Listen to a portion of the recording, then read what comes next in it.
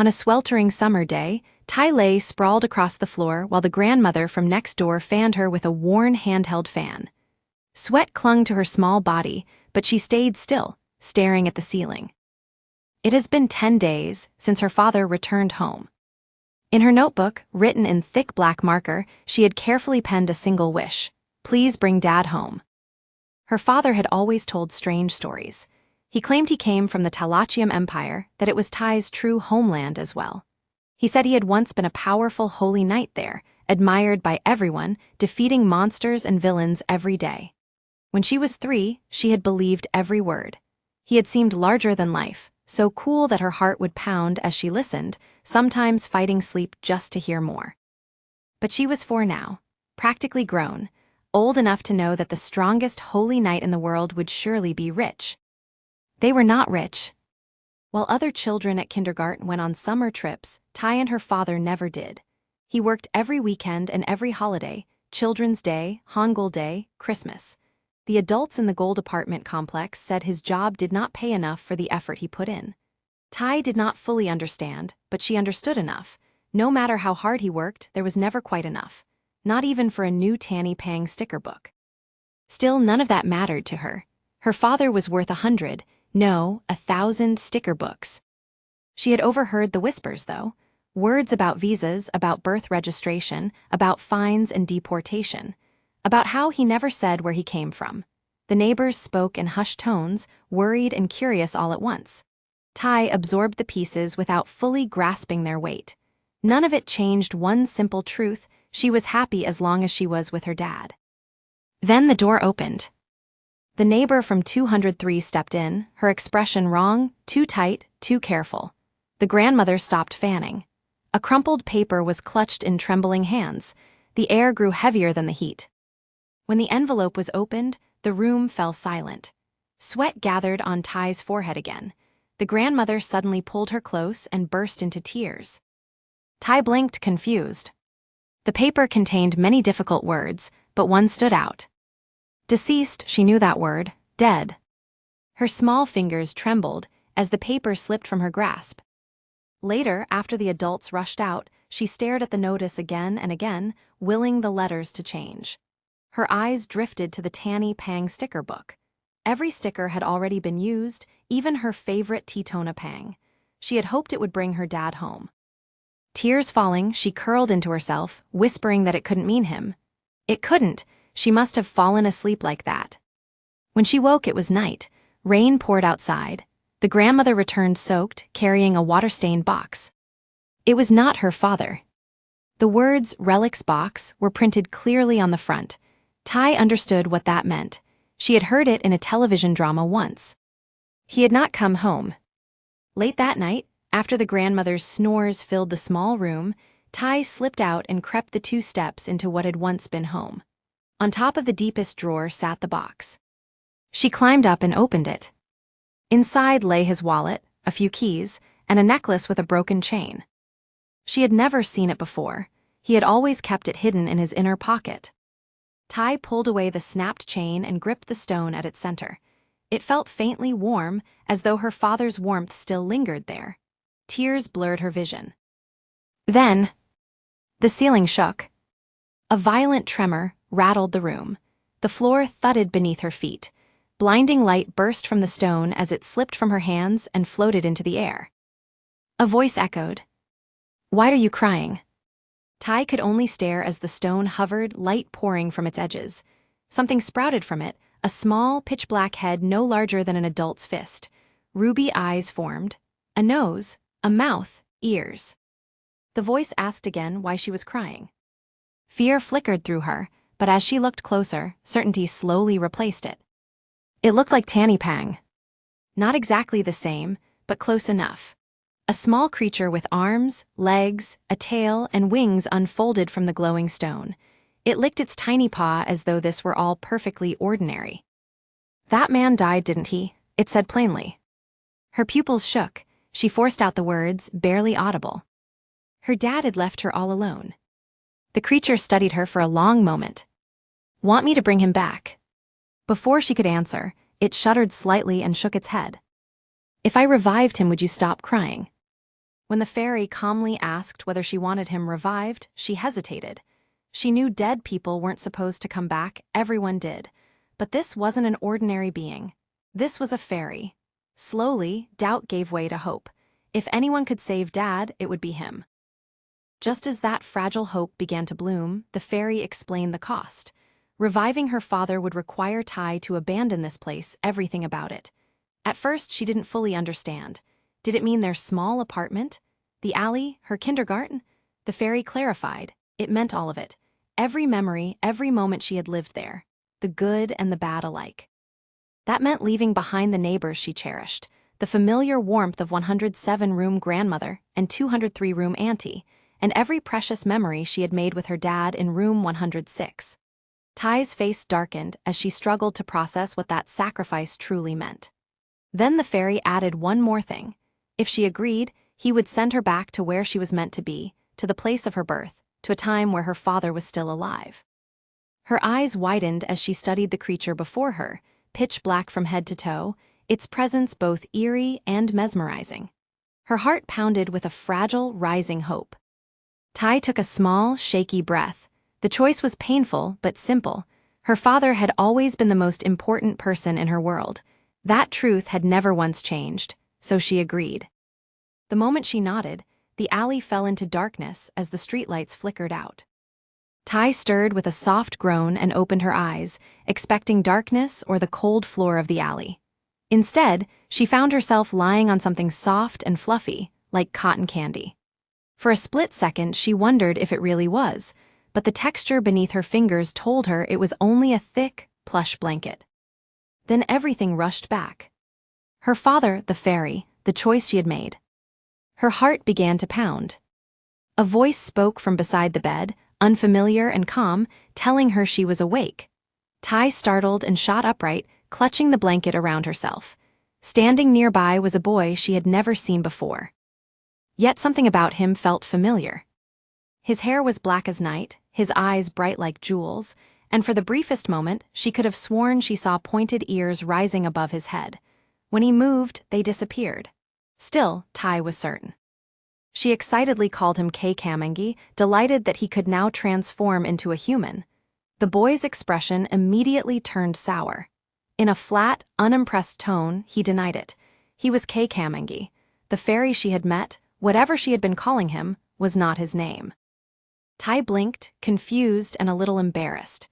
Maybe she had misunderstood from the beginning. After all, she had never heard of an ordinary Tanny Pang who could revive the dead or send someone through time.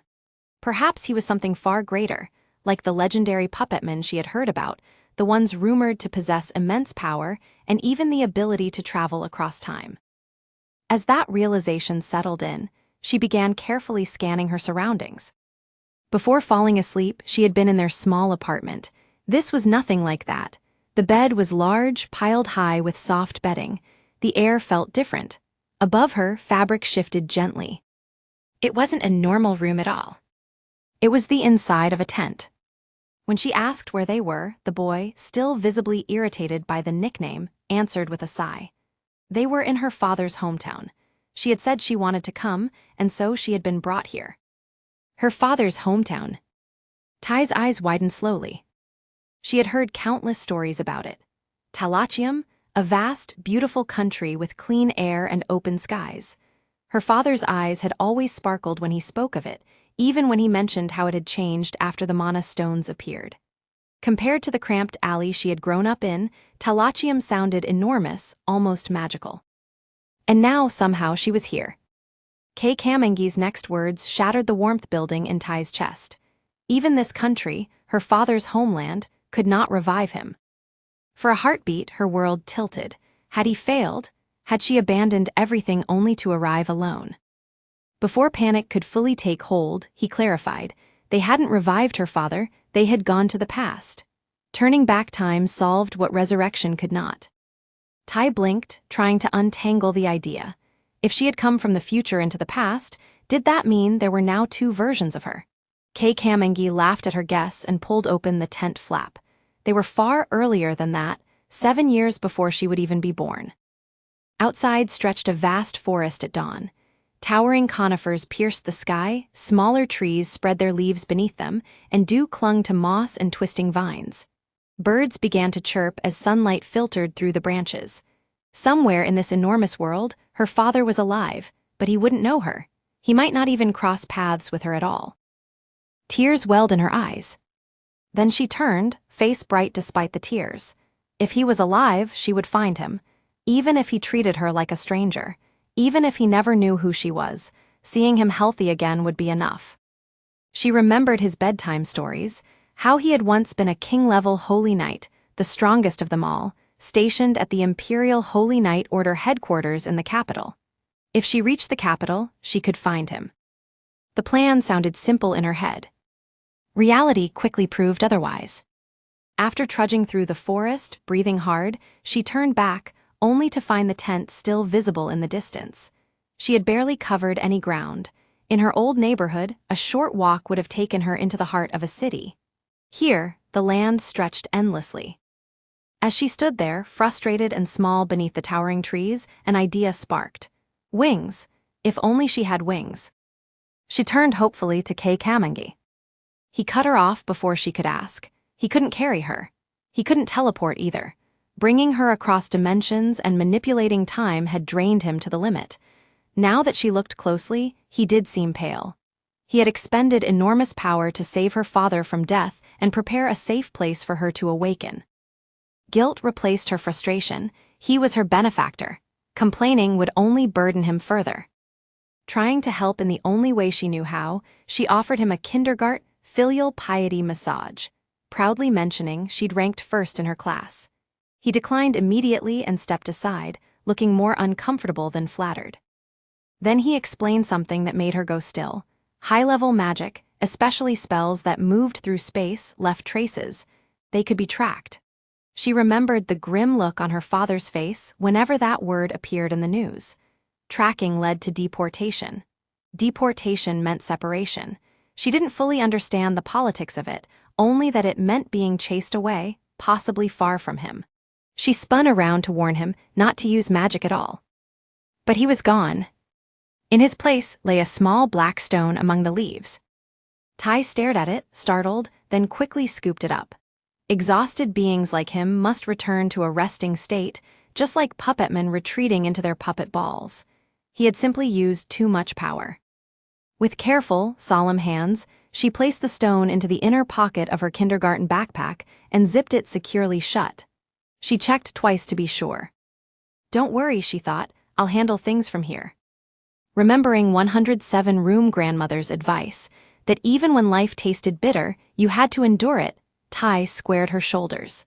Slinging the bag onto her back, she stepped forward into the vast forest, completely unaware of what awaited her next. Basau chewed through another wild carrot and grimaced. He wasn't in a position to complain, but after 3 days of eating nothing else, even survival rations were wearing thin. Briode had once been rich with game. Now it felt stripped bare. Ever since mana stones began sprouting across the land, mana creatures had poured out endlessly, driving animals away or killing them outright.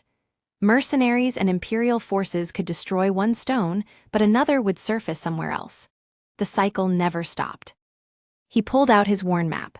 Briode lay 5 days south of the capital, its tree line stretching wide as if cradling the distant city. 3 red dots marked known mana stone sites. With a bit of charcoal, he crossed out one, the small stone he had subjugated the night before. Small but nearly lethal. He remembered the sudden appearance of a flying mana beast during the fight and the brief, sharp edge of panic that had followed. He survived, barely. That was enough. In his line of work, survival was the only measure that mattered. Deciding to dismantle his traps and head back, he had just stepped forward when a sharp metallic snap cut through the forest air, the release of a snare. So something had wandered in after all. Gripping his warhammer, he moved quickly toward the trap. Even a mouse would be welcome at this point. Then he heard it. A small, stuttering sound. Not frantic struggling, not the rustle of fur. The sound came again, distinct, unmistakably human. Whatever had triggered his trap, it wasn't an animal. Basau lowered his stance and moved soundlessly through the trees. The woven net dangled from a high branch, swaying faintly. As he stepped closer to look inside, he froze. Bright green eyes stared back at him. A child hung tangled in the net, trembling. She looked impossibly small against the coarse rope, her face pale with fear. For a long moment, Basau could only blink. What were the chances? A child wandering into a monobeast-infested forest at night was absurd enough. That the same child would stumble into his trap was worse. And yet the strangest part wasn't that she was there. Even now, caught and shaking, she tried to reassure him between hiccups that she was fine. None of it made sense. Through stuttering hiccups, she insisted her father was nearby, close enough to come running if she called. That at least sounded plausible. Children wandered, parents lost sight of them. It happened. He lowered the net carefully and set her on the ground, brow furrowed. The moment he straightened to his full height, she flinched as though he might strike. Up close, she looked no older than 3 or 4. Basau almost laughed under his breath. Brave little thing. He suggested she should have screamed when she was caught. Maybe cry now, and her father would hear. Instead of yelling, she clamped her mouth shut. Then her face crumpled. Tears spilled suddenly, violently, as if something inside had snapped. She began wailing, not for her father, but for someone named Kamengi, pleading to be saved. Basau stepped forward instinctively to calm her, but that only made it worse. Her hiccups vanished, replaced by full-throated sobs. He stopped. Slowly, belatedly, he considered how he must look. His armor was still stained with dried monobeast blood from the previous night. His beard was unkempt. He hadn't bathed properly in days. Worse, he had been lurking in the bushes when their eyes met. To a child, he must have looked less like a rescuer and more like a monster. As she cried harder, calling desperately for help that wasn't coming, Basau scratched his head and took a deliberate step back, giving her space. The forest felt far too quiet around them. The crying child kept flinching every time Basau shifted his weight. Her wide green eyes tracked him as if he might lunge at any moment. He stepped back again, slow and deliberate. Then, to make his intentions clearer, he unhooked the weapon at his belt and tossed it aside toward the net. It landed with a dull thud in the leaves. The child sniffled, clutching her pink bag tightly to her chest. She hesitated, fidgeting with her bag straps, then asked in a tiny, trembling voice whether he was going to grab her. He blinked. Grab her? Why would he? Her answer came immediately, because he was a kidnapper. Basau swallowed down a sigh. As calmly as he could, he explained that he wasn't a kidnapper. He had set the trap for a rabbit because he was hungry. That only seemed to shock her more. Still, after a moment, she slowly pushed herself to her feet. Basau watched carefully as she slung her bag onto her back. He couldn't escort her himself. A blood-stained mercenary appearing beside a lost child would only make things worse. The better option was to follow at a distance until she reached her parents.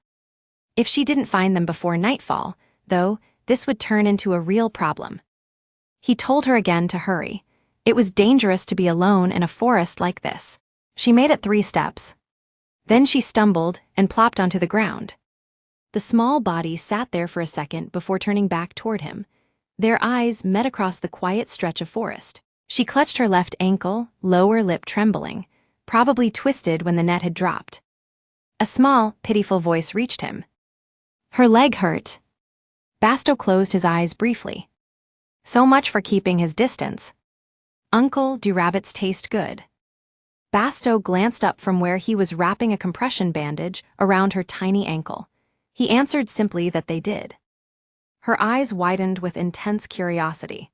She wanted details. Did they taste like honey? He replied that meat was just meat. She immediately objected, insisting that honey, rabbits, and chickens all tasted different. A short chuckle slipped out of him. The way she talked about different kinds of meat so casually made him wonder if she came from a well-off household. Nobility, perhaps. That only deepened the question of why a child like her was alone in Brioude. He carefully brought the conversation back to what mattered, her father. She had cried loudly enough to wake the forest, yet no one had come. This time, instead of tears, she grew quiet. When he gently offered to take her to her father if she told him where he was, she hesitated. then admitted he was in the capital. Basau's brows drew together. The capital was not nearby. It was days away on foot for someone her size. When he asked why she had claimed her father was close, she confessed she had said it to prevent him from kidnapping her. And when he asked why she had initially insisted she was fine, she explained that her kindergarten teacher had taught them not to provoke kidnappers. Instead, they were supposed to assess demands and open negotiations. For a long moment, Basau had no response. He finally muttered that no one would bother kidnapping him anyway. He tied off the bandage and rose to his feet. Parents in the capital. Whether her story was confused or not, one fact was clear. She was injured, evening was approaching, and Briode was no place for a child. He needed to report a newly discovered mana stone to the capital anyway. Taking her along was the simplest solution. He told her to come with him. He would take her to the capital. Her eyes widened, and something in his chest tightened unexpectedly. Once, long ago, he had hoped for a child to be returned safely to waiting arms. He told her her father must be waiting. At that, her face broke into a bright, unguarded smile. Basau offered her a steaming wooden bowl, carrot soup. A shiver ran through her. Carrots and spinach had always been nightmare foods. Friends said they were tasty, but to Tai they tasted like rough roadside grass. Still, she remembered the kindergarten rules. Sit properly, chew well, eat everything. Good kids didn't pick. She shut her eyes and took a cautious sip. The broth was warm and lightly sweet, the carrots perfectly soft, jelly-like, not mushy. Encouraged by Basau's approving nod, she ate quickly and even polished off a second ladleful. When she finished, she let out a soft burp and felt her tummy glow warmly. She handed back the empty bowl and froze. Tiny black letters had been etched on the wood. "Dad, love you." Basau stiffened. Tai's eyes widened. The letters weren't in Hangul, yet somehow she could read them. Her hand went instinctively to her pink bag. Puppetman magic, Kamengi must have cast a spell while in stone form. That night, they made camp beneath the thick canopy of Briode.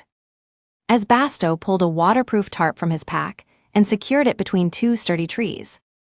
Before long, her breathing evened out, soft and steady beneath the tarp. The forest darkened around them, shadows stretching long and thin as night settled fully in. Basau remained seated at the edge of the camp, awake and listening. The next morning, Basau scooped Tai up and stepped forward, ready to continue their journey towards the capital. Birds still flew overhead as Tai looked up, her face bright with hope. Soon, she thought, she would be free to find her father in the capital. 4 days later, after enduring 12 meals of carrot soup, they reached Capital Gate 1. Relief vanished the moment they saw the guards. Basau's mercenary ID had been revoked, leaving the gate firmly closed. The holy knights behind it refused to acknowledge his authority, dismissing his siege of Briode's small mana stone as impossible and already claimed by the well-known Death Hound Mercenary Corps. Murmurs of disbelief spread among the knights as they questioned his actions and status. Anger flared in Basau, but he caught sight of Tai's small, worried face. The touch of her hand on his face, brushing away cold sweat, reminded him of who truly mattered. Alone, he might have fought or tried to sneak through, but with Tai in his arms, survival and her safety took precedence. Denied entry to the capital, Basau's mind cleared. He needed a plan, find a safe place to stay, figure out what had happened, and protect Tai. He readjusted her in his arms, and despite the setback, her determined spirit shone through. She was ready to move forward, and so would he. Tai sat quietly as the landlady of the gate inn gently washed her face, scolding Basau for letting a child get so sweaty and dirty.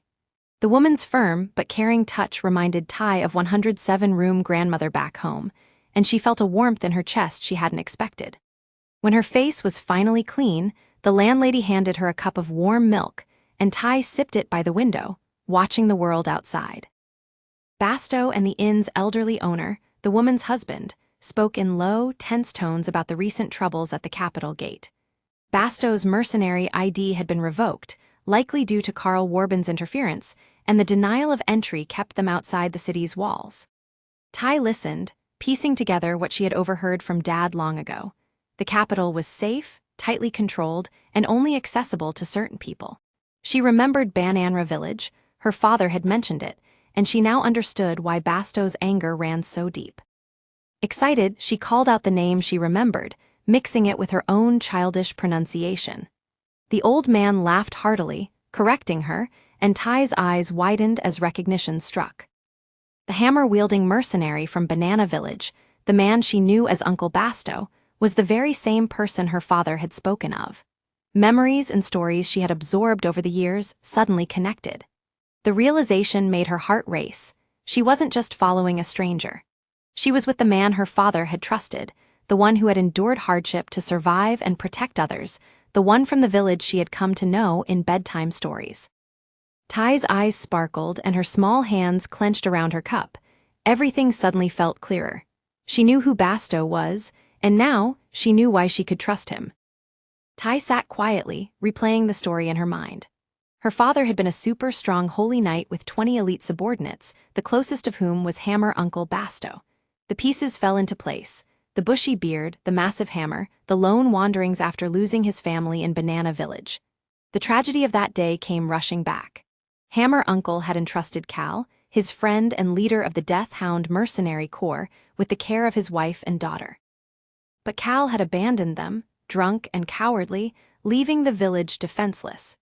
Mana beasts had destroyed everything, and Hammer Uncle had buried his family himself before disappearing into the forests. From that point, he had wandered, sieging mana stones alone, surviving countless near-death encounters, yet always blaming himself for what had happened to his family. Cal had pursued him relentlessly, bribing corrupt holy knights to revoke his mercenary ID, spreading lies to ensure Hammer Uncle could not regain it. Only after months of struggle did he meet Ty's father, who quickly restored his ID and brought him under his command as a trusted subordinate. Ty realized the significance of all this. If she could find her father, Bastau's ID could be restored, granting them access to the capital. But her father was inside the city now, unreachable. She stared into her cup, fidgeting with the rim, her mind racing. The path ahead was tangled, but the pieces were clear. Hammer Uncle was a good man from the start, wronged by betrayal, yet fiercely loyal. And Ty had to find a way to untangle this deadlock, to reunite family and allies alike.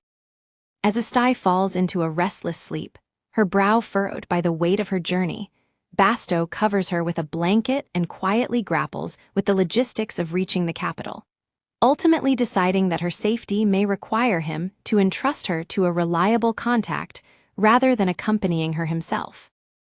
Unbeknownst to the man resting on the floor beside her, the dragon Kamengi emerges from her pink backpack to keep a silent vigil, his heart swelling with relief at her safe arrival despite his own profound exhaustion. The toll of reversing time to protect her has drained the dragon's essence, leaving him frustrated by his weakened state and forced to retreat into his stone to recover, leaving the child shielded by the lingering warmth of two guardians who have sacrificed their own peace for hers. The next morning, Ty followed the innkeeper grandma into the refugee market. The air was thick with dust and the smell of overripe produce, flies buzzing around makeshift stalls. People shuffled past in tattered clothing, gaunt faces marked by exhaustion. It reminded Ty of the streets back in Korea, but this world had a harsher edge. Ty's heart pounded as she glanced at the people around her, some shuffling like ghosts, others arguing in the narrow alleys. The constant appearance of large mana stones had driven countless families from their homes, leaving the capital's streets crowded with desperate refugees. A commotion erupted nearby. A fat man raised his hand and struck a small girl, her face swelling instantly. Ty felt a rush of anger and fear, and without thinking, darted forward, leaving Grandma momentarily behind. "Hitting is bad," she shouted, her voice trembling but firm. The crowd's attention shifted. Murmurs spread as the girl clutched her cheek, and the man scowled. Before the situation escalated further, the grandma stepped forward. Her low, commanding voice cut through the chaos, warning the man about the alleys behind the gatehouse, the refuge of those with nothing left to lose. Merchants and bystanders stared, their expressions cold and watchful. The man hesitated, swallowed his pride, and finally retreated into the crowd, disappearing like a shadow. As the elderly woman approached the slumped girl, she recognized her immediately, and after a few sharp words, Ty learned that the girl was an inn-guest, just like her and Basau. The girl, however, remained cold and distant, ignoring the woman's concern. When she caught sight of her swollen, red cheek in a mirror, she cursed under her breath, clearly frustrated and in pain. Tai swallowed nervously as the grandma sighed, clicked her tongue, and motioned for the girl to follow her for the time being. Tai sat fidgeting, her attention drifting repeatedly to the silent girl in the chair beside her. The girl hadn't spoken since they'd arrived, and Tai found herself wondering why.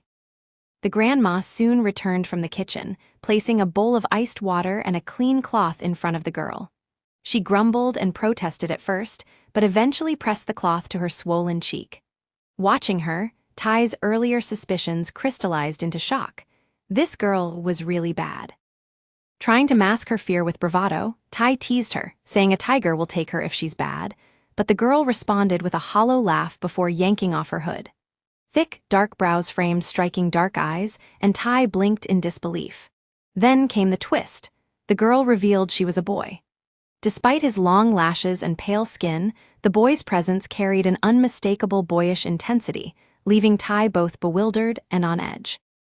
Tai's first time seeing a boy who looked almost like a girl left her momentarily speechless. The boy then proudly showed Tai the gold bag he had retrieved, the very one a man had claimed was lost. He confessed that he had stolen it, though he argued it was more like reclaiming what was rightfully his. Tai's eyes widened at the revelation. He went on to explain that he had promised to scout 2 jobs for a mercenary corps, took the pay, and then vanished. Tai was curious about the mercenary corps, and he clarified that it was a way to earn money by hunting mana beasts, something a commoner like him could never achieve by being knighted. Tai's mouth fell open as a sudden idea sparked in her mind. Excited, Tai blurted out that they should do it together, with her and Uncle Basau. The boy froze at her suggestion. Tai elaborated. Uncle Basau had his hammer and she had, well, she wasn't as strong as him, but she did have her trusted legendary puppetman, Kamengi. Vale blinked in bewilderment as Tai explained her plan. She, Uncle Basau, and Vale would form a mercenary corps. Tai enthusiastically described the upcoming mercenary exam, warning that the small mana stone it involved would be too dangerous to face alone, so they needed a team of 4. Basau, a big, burly man who had just come home, looked flustered as Tai grabbed him and launched into a rapid-fire explanation. She praised Uncle Basau's strength with his hammer reminded Vale of her legendary puppetman Kamengi, and argued that together they could smash the small mana stone and reclaim Vale's ID. Tai's excitement left her huffing and puffing by the end. After a moment of silence, Basau finally spoke, carefully summarizing. Vale was forming a mercenary corps and needed 2 more members, and Tai wanted him and herself to fill those spots. The first floor of the inn fell silent as the weight of her proposal settled over them. Basau gave a heavy nod. 6 days ago, he said, he had cleared the small mana stone in Briode. That answer made Vale's brows knit together. A memory surfaced, commotion at the city gate a few days earlier. A long-haired mercenary with a vicious look had strutted in, shouting that Death Hound's Carl Warbin had returned with a gift for his imperial majesty. The guards, holy knights, had treated him like an honored guest. But as far as Vale knew, Briode only had 1 small mana stone. His eyes narrowed, if Basau was lying. Before he could finish the threat, Tai shot upright from Basau's lap and burst out angrily. Hammer Uncle had done it, she insisted. Evil Carl had stolen the credit with lies. Worse, Carl had made Hammer Uncle's ID disappear. How could Vale not understand? Vale's eyebrow twitched at the barrage, but he listened. He had already harbored doubts, and Tai's explanation fit. Among mercenaries, stolen credit was not uncommon. Sometimes it even led to murder. For 2 months, Vale had been lingering near the gate, trying to recruit companions for his own corps. He wanted to take the mercenary exam as soon as possible, but the stakes were too high. 1 wrong move meant death. Recruit the wrong people, make a single mistake during the siege, there would be no second chances. And back home, his younger siblings were waiting desperately for news. He raked a hand through his hair until it tangled. Vale exhaled and met Basau's gaze. Could he handle at least 1.5 shares? That was the minimum contribution required. Vale was already calculating, as if Tai did not count toward combat strength at all. Basau answered without hesitation. Of course he could. just as long as he wasn't saddled with dead weight. The next day, Tai walked between them, humming a little tune about not being picky with food. Basau was on her right, Vale on her left, and she swung their hands happily. They were becoming mercenaries together. A team. It had not even been a week since she arrived in this world, and she already had one. When Kay Kamengi woke up, he would surely praise her. A legendary puppetman had to be strong, even without magic, and Tai believed she could help too. She had been the fastest in Quail class. In tag, hide-and-seek, even cops and robbers, once she was it, no one escaped. Sensing the tension in Vale, she tried to reassure him, but he only stiffened. When she turned to boast about her own strength, Basau suddenly stopped. He crouched to her level and calmly told her she would not be joining the siege. He had arranged for her to wait at a nearby outpost instead. Fighting mana beasts, he explained, was no game. When he asked what she feared most, and she answered with a timid T-Rex. He told her to imagine mana beasts 10 times scarier. The image alone was enough to make her drop the twig she was holding. A short distance away, Nordics, the gray-robed old man they had met at the checkpoint, smiled kindly. He was a diviner, someone who read the stars to glimpse fragments of the future. He reassured her that mana beasts had never once come out of the cave so far. Thinking back, Tai remembered her father's warnings. Mana beasts came in countless varieties. Some flew, some looked almost human, some even had 5 legs. Their attacks were unpredictable. That was why sieging a mana stone was so dangerous. Vale casually supplied the word she had struggled to remember, then smirked at her lapse. When she protested, he only teased her more, ruffling her hair and telling her to behave while they were gone. She insisted she would not cry. She was not a baby. That gave him even more ammunition. He brought up how she had cried the first time she met Basau, and soon the two were bickering over the difference between a baby and a child. Tai flushed and stumbling over her explanation, Vale deliberately making it worse. Before it could escalate further, Basau stepped in and ended it with a quiet word. Tai fell silent, still bristling, while Vale shot her one last mischievous look. Before entering, they gave Tai a final glance. She looked especially worried for Basau, her concern written plainly across her face. Vale felt a flicker of irritation at being overlooked, but Tai did offer him a subdued farewell as well. It was enough. With no time to linger at the checkpoint, the two stepped into Tenebraum. The deeper they ventured, the heavier the air became. Vale ignited a lantern powered by a mana stone, its pale glow pushing back the suffocating darkness just enough to navigate the twisting passages. Shadows clung to the cave walls like living things. Though Vale tried to keep his composure, he couldn't shake his nerves. Basau's reputation alone was enough to unsettle anyone. The night before, Vale had even gone so far as to purchase information about him on the black market. What he learned only deepened his respect and caution. Basau Perix had once served as the vice leader of Death Hound before tragedy struck. After losing his family in Bananra village, he'd abandoned his former life and become a drifter. It was a grim history, but in their line of work, such loss often forged something terrifyingly powerful. There existed a realm only those who had lost something precious could reach, a state where a warrior cast aside hesitation and emotion, surrendering completely to raw instinct. Vengeance, rage, survival. Vale understood that Basau might be capable of entering that state, and that made him dangerous. Then, from somewhere in the distance, an unsettling wail echoed through the tunnels. Tai settled beneath an elm tree about 5 minutes from the cave's entrance while she waited. Nearby, Grandpa Nordics, despite his hunched back and age, set up a tent with steady, practiced hands, his work nearly as neat as Basau's. As night gradually blanketed the area and stars pricked the dark sky, the forest grew quiet. Grandpa Nordics began nodding off where he sat, sleep overtaking him in slow dips of his head. Tai, however, couldn't fall asleep. She trusted that Uncle Basau and Vale Opa were strong enough to handle whatever Tenebraum hid. And yet, unease gnawed at her chest. Hugging her kindergarten bag tightly, she clutched Kay Kamengi inside as if he could soothe her worry.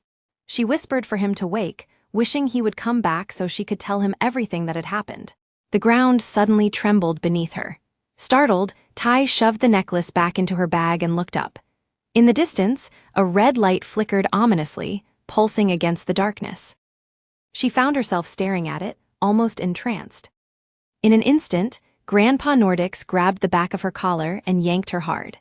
Tai barely had time to register what was happening before she tumbled backward, rolling across the ground. Tai's mind went blank, but instinct took over. She ran, clutching her bag tightly. From the corner of her eye, she glimpsed the mana beast emerging from behind Grandpa. Tai's gaze shifted, and panic surged. She had inadvertently run toward the cave where Basau and Vale had entered. The wildfire glow illuminated the area, and she saw movement. Basau emerged first, clutching his bleeding shoulder, staggering but still moving, fighting off a group of smaller dinosaur-like mana beasts. Her mouth went dry. Basau was injured.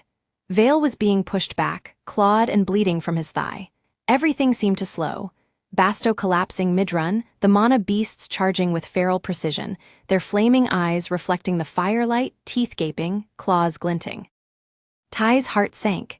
She feared the worst, not just for Uncle Basau, but for Vale Opa and the missing diviner Grandpa as well. The situation was dire, and for the first time, the full weight of danger pressed down on her small shoulders. Tai's mind flashed with memories of her father's relics box back in Jongno-gu. Death, relentless, cruel death, tore everything apart, leaving no chance to see loved ones again and turning every happy memory bitter. In that unbearable thought, Tai felt utterly helpless. Always can't do anything, nothing. Tears slipped down her cheeks without her noticing. She squeezed her eyes shut. Please, please, I beg you, if there was a God, hear her prayer. She didn't want to lose anyone else.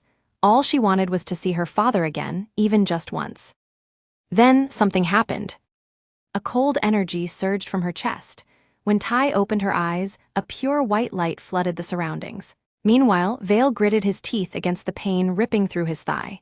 Behind him, Basau fought desperately, battling the mana beasts even while injured. Basau slammed his hammer into a mana beast's maw to hold it back, but victory seemed impossible. Vale faced the same relentless assault. Vale swung his sword while rummaging in his collar with the other hand, fingers brushing a small vial of instant heart-stop poison.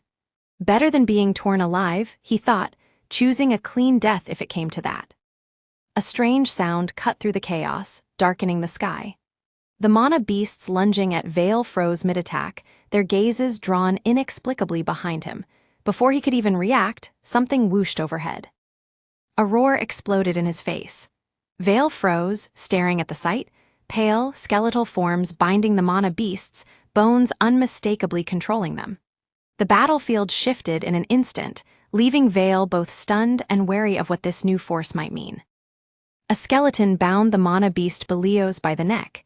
It thrashed and screamed, but the undead hold was unbreakable. Vale staggered back and collapsed. Basau reached Vale's side and pulled him away from the skeletons, his face grim. Neither of them had summoned this dark magic. Vale's gaze fell to his blood-soaked thigh, the Belios claw graze still burning. Seconds later, he would have been nothing but a lifeless corpse. The skeletons dragged only mana beasts, leaving humans untouched. Necromancy, dark magic that moved the dead, was thought to exist only in legends. Whoever controlled it was nearby, and the cries from underground confirmed it. This was no ordinary person, but a terrifying wielder of dark magic, perhaps the first in history. Sudden footsteps approached. Tai appeared, tears streaming, cradling something precious in her hands, a skull. Relief and disbelief washed over her as she realized Vale and Basau were alive. Tai couldn't stop her tears. Vale and Basau stood frozen, watching her as she spoke, hiccuping between words about diviner Grandpa. He had run ahead but was returning, carrying healing potions and bandages. Basau's eyes fell to Tai's hands, stopping her mid-sentence.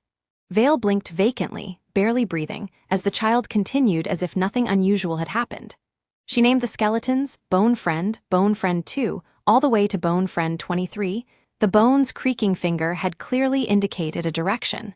Far off in the forest, diviner Nordics appeared, forehead drenched in blood but walking steadily toward them, exactly where the bone had pointed.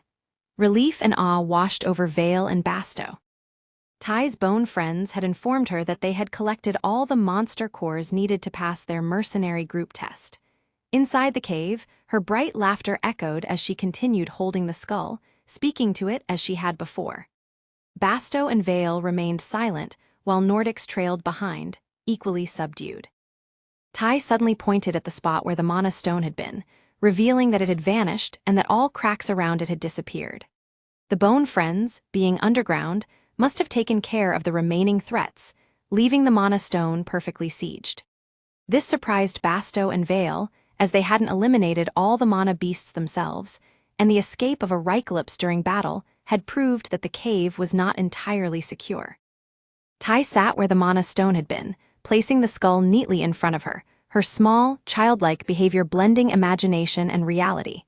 Yet unlike a typical child, she wasn't talking to an imaginary friend, she was communicating with something only she could perceive, likely the real skeleton.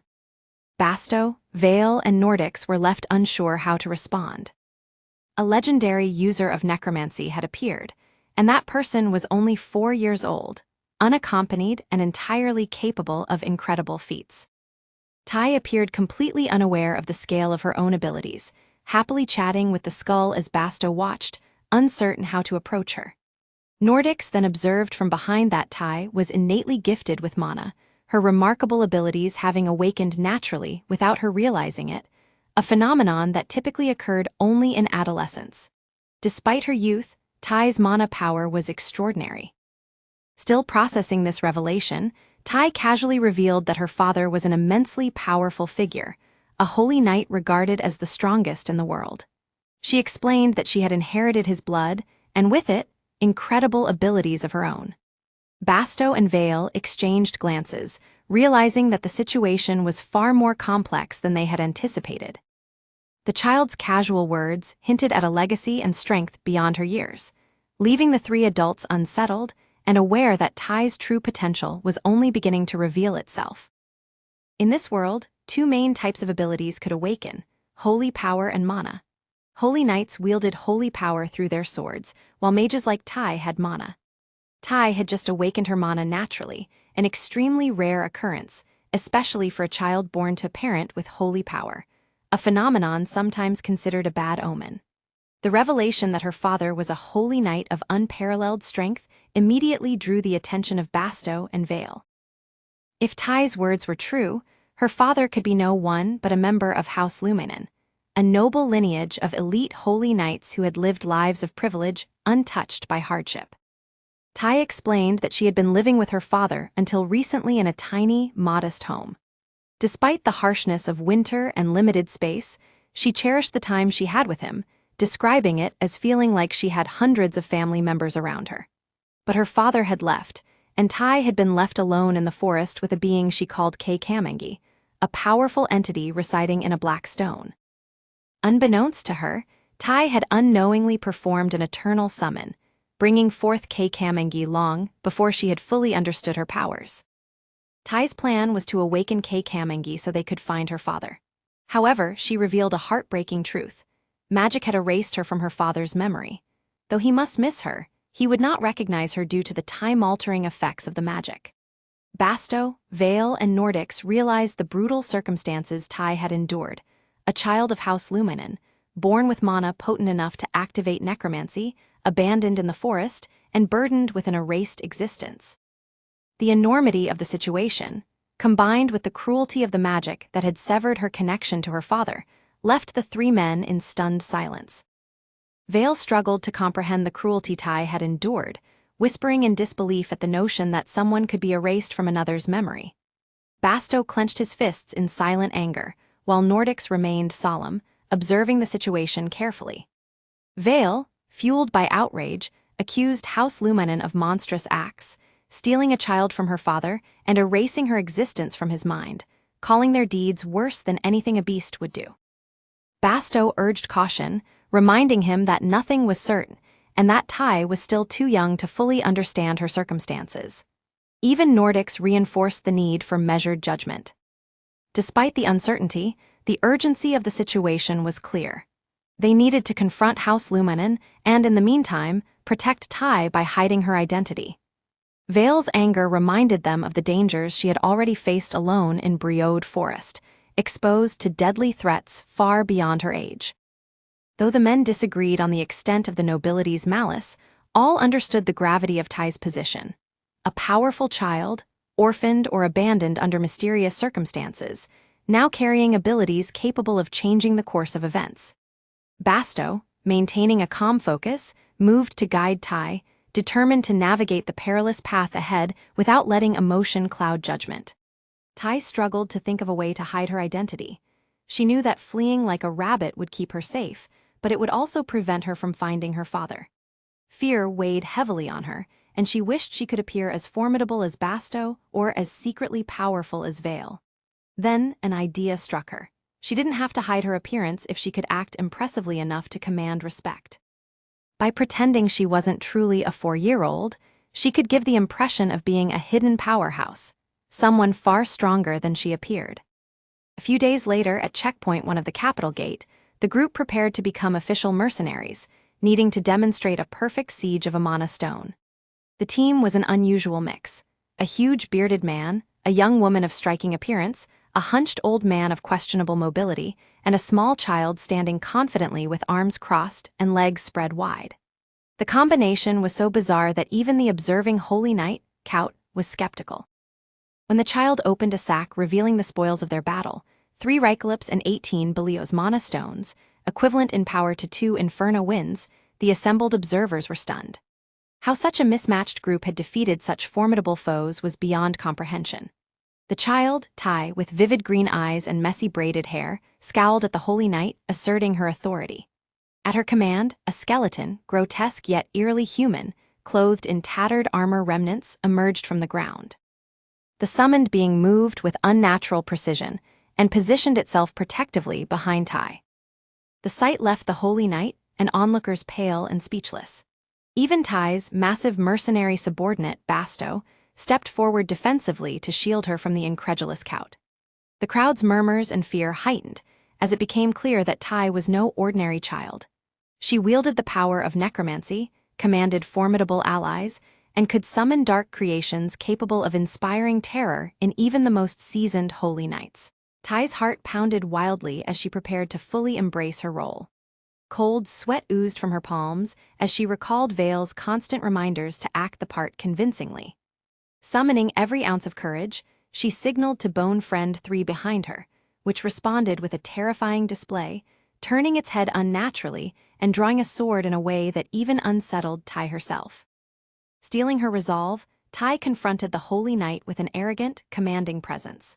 She channeled every part of her imagination and lessons from those she admired, Vale, Basau, and the heroes she idolized, mentally transforming herself into a hidden powerhouse far beyond her 4-year-old appearance. The effect was immediate. The Holy Knight visibly panicked, scanning her and the skeletal creation behind her with fear and uncertainty. Inside the registry, after passing several guarding Holy Knights, Tai and her companions reached the inner tent to complete their mercenary registration. Still dazed from recent events, Tai felt the thrill of having proven herself, but Vale reminded her that the process was not yet over. Holding the registration paper, Tai saw her name listed alongside Basau, Vale, and Nordics, now officially recorded as necrolord. The fact that the registry had not questioned her true identity confirmed that they recognized her as no ordinary child. As a Holy Knight entered to record basic mercenary information, Tai recalled Basau's advice. She was not obligated to reveal anything beyond what was necessary. Mercenaries held power and autonomy in the Empire, especially those capable of sieging mana stones.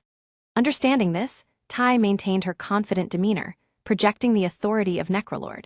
Her Bone Friend and commanding presence reinforced the illusion of a hidden powerhouse, causing the Holy Knight to flinch and hesitate. By the end of the interaction, the registry had accepted her identity and abilities without probing further, leaving Tai content and reaffirming her rare and formidable status as the continent's one and only dark attribute mage. With Basau's guidance echoing in her mind, Tai understood that she had successfully established herself as a mercenary not to be underestimated, ensuring her survival and influence in the capital. In the registration tent, a sudden blow struck the group. Basau was informed that by orders from above, he could not receive his mercenary ID.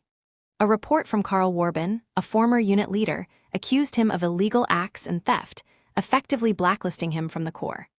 Basau's reaction was fierce and unrestrained, his bloodshot eyes and trembling fists revealing both his fury and the weight of past injustices. Tai watched in shock as she realized her uncle's anger was fueled not only by the accusation, but by the memory of his family's loss, orchestrated in part by Karl Warben.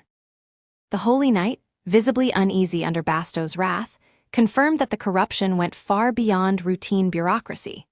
Karl had bribed powerful figures, making it nearly impossible for Basau to clear his name through ordinary channels. However, the knight hinted at a potential solution. The recently appointed commander of Gate 1, placed personally by the Emperor, had authority that could counteract Warben's influence. Even so, gaining favor would require a substantial bribe to navigate the entrenched corruption. Basau, momentarily speechless, understood that resolving the situation would demand both resources and strategy. Despite the despair, he steeled himself, instructing Vale to proceed to the capital while he searched for a way to resolve the situation. Tai, rarely showing anger, leaned forward with fierce determination. She demanded the amount Karl had bribed the commander, then silently produced a luxury bag from her pink backpack. Inside were dozens of treasures collected during the Mana Stone sieges, gold bracelets engraved with ancient patterns, gem-encrusted necklaces, and an array of precious stones. These she offered openly, demonstrating her power and generosity, a stark contrast to Karl Warben's petty corruption. Her audacity and the display of wealth impressed everyone in the tent. An hour later, Basau finally received approval for a new mercenary ID. Tai, in her typical confident manner, named their mercenary corps Agabbert, a clever nod to the continent's top-ranked corps she had noticed while reading the registry papers. Her reasoning was simple but shrewd, reversing the letters of the prominent corps, named to create something unique, memorable, and fitting for their group. Her quick thinking not only secured Basau's place, but also demonstrated Tai's growing strategic awareness and understanding of power, influence, and reputation in the world of mercenaries. Outside the capital, in the bustling port town of Pearl City, the famed mercenary pub was alive with chatter when news of a new mercenary corps reached its patrons. The corps founder, a young mage with a previously unseen dark attribute, immediately drew attention. Mages were rare in Talachium, requiring innate talent, disciplined training, and precise mana control, making those who mastered their craft exceptional and often unpredictable. Yet this mage had done more. They had not only formed their own corps, but had demonstrated mastery over necromancy, summoning a legendary skeleton, a feat previously thought to exist only in myths. Word spread rapidly through the pub. Even seasoned mercenaries recognized that a dark attribute mage forming a corps was unprecedented. The new group, Agabbert, comprised 4 members: Basau Perix, the former vice leader of a top mercenary unit, Nordics and Vale, whose reputations were still unknown, and the enigmatic necrolord, the child mage who commanded attention with both power and audacity. The unit leader of Reaper, the #1 ranked mercenary corps, was intrigued. Observing Necrolord's name and accomplishments, he recognized the boldness and cunning required to hide their true identity while projecting fearsome authority. Patrons and rivals alike speculated on the implications. A mage capable of leading a corps, wielding dark attribute magic, and projecting a presence far beyond their apparent age was a disruptive force in the mercenary hierarchy. Even Reaper's top mercenaries were forced to acknowledge that this new corps could quickly ascend, altering the established order. Tesset Veronios, the infamously obstinate unit leader of Reaper, remained wary. He had yet to meet someone who could truly challenge his top rank. The pub, once lively with routine gossip, now buzzed with apprehension and fascination at the arrival of Necrolord and Agabbert, the 4-member corps led by a child whose abilities and audacity defied all expectations. A few days later, on a bright early afternoon, Tai sat by the inn window, swinging her legs as sunlight warmed her face. The warmth and calm filled her with happiness. Vale approached, carrying a plate of cookies, offering them to her. Vale teased her with the nickname Necrolord, prompting Tai to giggle and squirm with delight. Though she was recognized as a fearsome hidden powerhouse in public, in this small, familiar circle she could simply be Tai. She reflected on how the name Necrolord felt like a special persona, much like legendary heroes or skins in her favorite games, a top-tier version of herself, distinct from her everyday self. The moment was interrupted when Basau and Nordics returned to the inn, carrying heavy loads over their shoulders. Tai greeted them eagerly, noticing that they had brought real capes, items she had been hoping for. Each uniform bore a vividly embroidered depiction of Tai's favorite character, Titona Pang, painstakingly redrawn by Grandpa Nordics after Tai's original sketches proved too messy. The others in the group shared her excitement, noting the high quality of the material, though one member questioned the choice of the pink bug embroidery, finding its large eyes unsettling. The process had taken nearly 20 sheets of paper, and despite exhaustion, Tai felt it had been worth it. Tai, however, refused to compromise on the design, seeing it as a tribute to Titona Pang. A brief confrontation arose when another member attempted to obscure the embroidery with black ink. Tai intervened, physically blocking the attempt and asserting the importance of preserving the character. During the scuffle, a mysterious transparent energy suddenly appeared, grazing the opposing member's hand and forming a bubble-like sphere around the inn before vanishing. When it dissipated, the ink bottle had been displaced, and a small cut appeared on the member's fingertip, leaving him stunned and silent. Tai was more shocked than anyone as blood suddenly appeared on Vale's hand. Before her eyes appeared a small, pitch-black creature with glowing red eyes, unmistakably Kamengi. The little summon had awakened and, seemingly of its own volition, had struck Vale, leaving Tai stunned. The inn fell silent as everyone processed the extraordinary sight. Uncle Basau quickly intervened to tend Vale's wound, explaining that Tai had only recently awakened her power, making it difficult to control, but the injury was minor. Taking Kamengi to the room of truth, Tai reflected on her responsibility and the lessons from her kindergarten days about never harming friends. Despite Kamengi's initial indifference, Tai scolded the summon firmly, reinforcing that hurting others was unacceptable. To her surprise, Kamengi acknowledged her efforts and praised her resourcefulness, revealing a complex, almost weary nature. He urged Tai to continue hiding her identity and his own while navigating the world safely. Sunlight fell across the room as the small creature revealed its true identity: Lucarian, the black-haired boy Tai had encountered before. Memories of a rainy night in Jongno-gu flooded Tai's mind, the night she had discovered her father's relics and felt utterly alone until Lucarian appeared. Gratitude overwhelmed her, and she hugged him tightly, finally expressing the thanks she had been holding back since their first encounter. The two planned their next move, entering the capital, where Tai hoped to find her father, a holy knight. Tai held his hand as they prepared to depart together. Despite still lacking full strength, the power that passed between them reassured Lucarian that Tai, Estai, was indeed the one who had awakened him that day, confirming her importance in his life. Lucarian shifted back into his young dragon form as Tai went back to her companions. She apologized to Vale for what happened. Expecting Lucarian to apologize too, Basau, Vale, and Nordics stared baffled at what Tai was holding. To her surprise, Lucarian had already went into his stone. Still, Vale said he'll let it slide for her sake. Tai excitedly hugged his leg in relief. The decisive day had arrived. Tai shouldered her kindergarten bag firmly as the sun rose, while Basau carried both their luggage. Her excitement and tension mingled as she bid farewell to the innkeepers, hugging them tightly before stepping out, reciting her strict mode mantra. From that moment, she embraced her role as necrolord, determined and resolute. The journey, however, proved harsh. Despite a brief nap in Basau's arms, Tai woke to discover she had drooled on his shoulder, quickly cleaning up and insisting on walking herself. The route from the gate to Pearl City Port was unexpectedly barren and rough, far from the bustling streets she had imagined. Sand stung her face, and only Vale's scarf kept her from coughing. The wasteland they traversed had formed recently due to several large monastones, left untouched for unknown reasons. As Tai trudged onward, memories of her father surfaced. She recalled his tireless work and quiet strength, his exhaustion hidden behind constant smiles.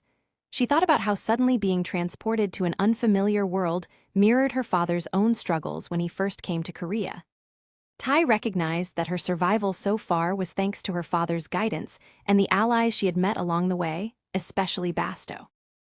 In her mind, she promised to reunite with him and repay the care and lessons that had carried her this far. The next day, dawn broke over the sparkling sea as Tai, still asleep, was carried on Bastau's back toward Pearl City. Nordics led the way, smiling at the giant pearl shell statue that marked the city, while Vale struggled to keep up, overwhelmed by exhaustion despite his youth. Their first task was to secure accommodations, and the Red Glove in a large establishment run by a retired mercenary, known for taking credit and always crowded with travelers, was the obvious choice. To prevent unnecessary attention, the group carefully covered Tai's head with a black cloth, hiding the necrolord's striking appearance and glowing green eyes. Nordics went ahead to check for rooms, but delays left Basau and Vale waiting.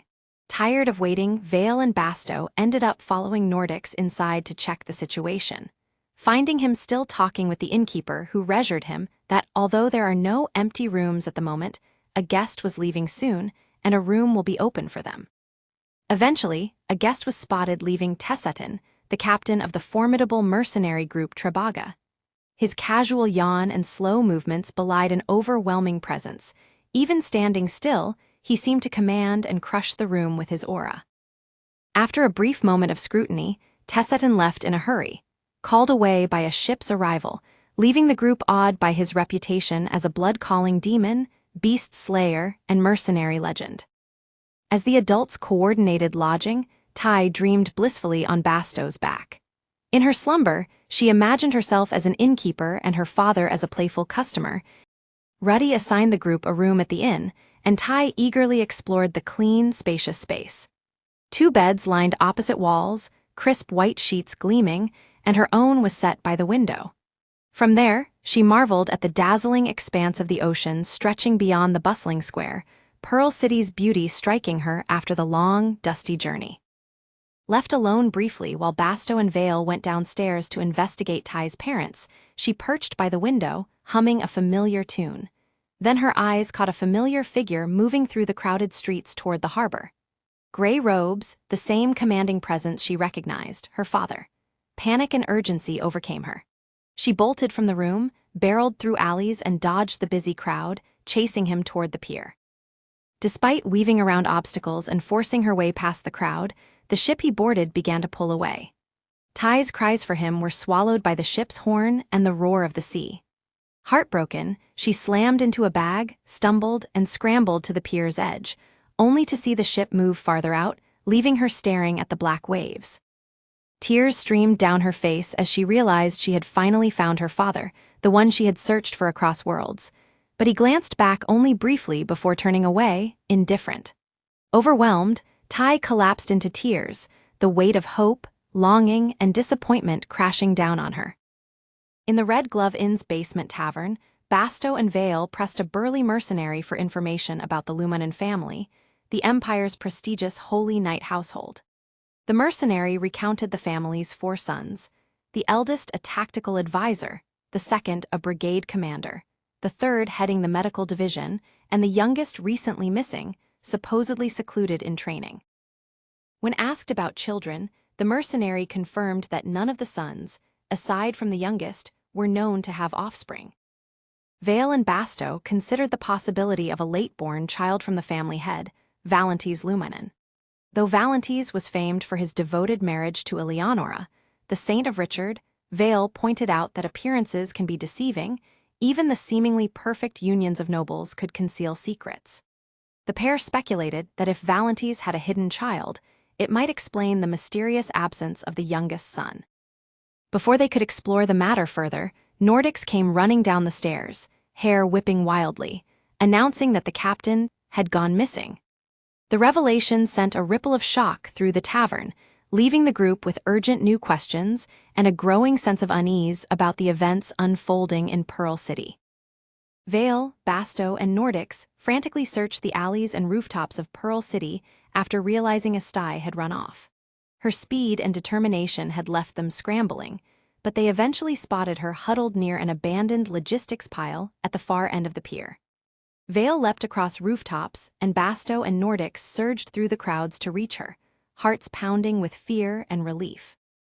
Astai was exhausted, soaked, and weighed down by the emotional toll of what had just occurred. The twilight sky cast a crimson glow over the pier as she realized the truth. The father she had searched for and desperately called out to had looked at her briefly, but then turned away, indifferent. The contrast between the daddy she remembered, warm, loving, protective, and this version left her strength drained. Collapsing into herself, she buried her face between her knees and wept, grief and frustration spilling uncontrollably. The familiar voices of Vale, Basau, and Nordics finally reached her, and she lifted her tear-streaked face to see the people who had been searching tirelessly for her. Seeing their disheveled, exhausted states reminded her that she was not alone, that she had comrades who cared for her safety. Her apologies and sadness came out in hiccuping sobs as she tried to express her longing and heartbreak over her father's indifference. Estai realized painfully that the man she had pursued, the version of her father in this world, no longer recognized or loved her as he once had. Her old confidence, the belief that simply reaching the capital city and the Holy Knight Order headquarters would restore their bond, crumbled. She understood now that she could not simply return to the past or reclaim the love she had known. In this world, she was a stranger to him. Blackie's warnings resonated, and Estai hated herself for realizing it too late. Overwhelmed, she let her tears flow freely, grief-stricken, but surrounded by those who truly cared for her in the present. Estai's relentless crying left Vale agitated and deeply unsettled. Unable to bear the sight of her sobbing in her sleep, he was urged by Basau to lower his voice, and the three men, Basau, Vale, and Nordics, stepped out into the hallway to talk. Their investigation had led them to suspect the powerful Lumanen family as the most likely connection to Estai's missing father. That morning, they had already looked into its members, but none of the younger nobles fit the description. The most plausible candidate was Duke Valentis Lumanen, head of the family and renowned as one of the strongest holy knights. Though older, he was not too old to have fathered a child, and he certainly had the authority to send one away in secrecy. However, serious inconsistencies troubled that theory. Estai had clearly stated that she had lived alone with her father until recently. Yet Duke Valentis was constantly present at official functions and frequently participated in prolonged monostone sieges, sometimes spending months away at battlefields. It seemed impossible that such a public and active figure could have secretly lived alone with her. Furthermore, Estai had claimed that her father no longer remembered her, supposedly due to some kind of memory-altering spell. The idea that anyone would dare tamper with the memories of a figure as powerful and respected as the head of the Lumanen family seemed impossible. The more they discussed it, the less the pieces fit. Still, Lumanen remained the only household that housed someone worthy of being called the strongest holy knight, which kept them circling back to the same frustrating conclusion. Vale cracked the door open and looked at Estai, now asleep from sheer exhaustion. Seeing her small frame and tear-stained face stirred both irritation and worry in him. Despite mocking her title as sovereign commander, he was visibly troubled by how deeply she missed her father. It was the first time any of them had seen her break down so completely. Nordics then raised a crucial point. They might be relying too heavily on a child's fragmented and possibly incomplete account. While Estai was clever, they could not build their entire search on indirect or uncertain details. If they truly wanted to find her father, they needed concrete information: his name, where they had lived, any specific facts that could lead to real clues. He suggested that when Estai woke, they should ask her directly for a clearer, fuller story. Vale and Basau agreed, recognizing the logic in his proposal. Yet as they crouched in a row outside the closed door, waiting for her to wake, Vale's earlier fear resurfaced. If they actually found her father, what would become of Agabbert? The question lingered heavily in the quiet hallway. In her sleep, Estai wandered into a dream far more vivid than any she had known. Her blurred vision slowly cleared to reveal a dim, smoke-choked battlefield. A red-haired woman held her tightly in trembling arms, shielding her as chaos raged around them. Monsters, corpses, and fallen comrades littered the ground. Through the haze, Estai heard her father's voice shouting orders. She tried to turn toward him but couldn't move. Her body was wrapped tightly in cloth. When she attempted to speak, only a baby's cry left her throat. She realized with dawning horror that she was seeing the world from the body of an infant, herself. The woman, called Libya, clutched her protectively, while another man battled a massive monster in the distance. Blue light burst repeatedly from his hands as he fought. They called Astai the young miss, and her father captain. The title echoed strangely in her mind. Libya tried to flee with baby Astai, but poison overtook her. She collapsed, her skin turning purple as she fumbled for an antidote that shattered uselessly on the blood-soaked ground. Even as her strength failed, she reassured the child in her arms. Her voice trembled with affection as she spoke of wanting to see Astai grow, walk, and someday call her name. Astai, still an infant in the dream, touched Libya's cheek and recoiled at the coldness seeping into her skin. Then her father appeared. He lifted Astai into his arms and knelt beside Libya, furious and desperate. They spoke of fallen comrades, Alaric, Victor, and Basau. The name struck Astai sharply, even within the dream. Libya smiled faintly despite the poison ravaging her body, expressing pride in having fought alongside the captain, pride in protecting the young lady. With her final breaths, she told Astai to stay healthy and happy with her father. The light left her eyes. Astai cried as her father removed Libya's mercenary tag and walked away, muttering that they would escape. But soon his voice faltered. Grotesque monsters closed in from all sides. And then, Astai woke with a gasp.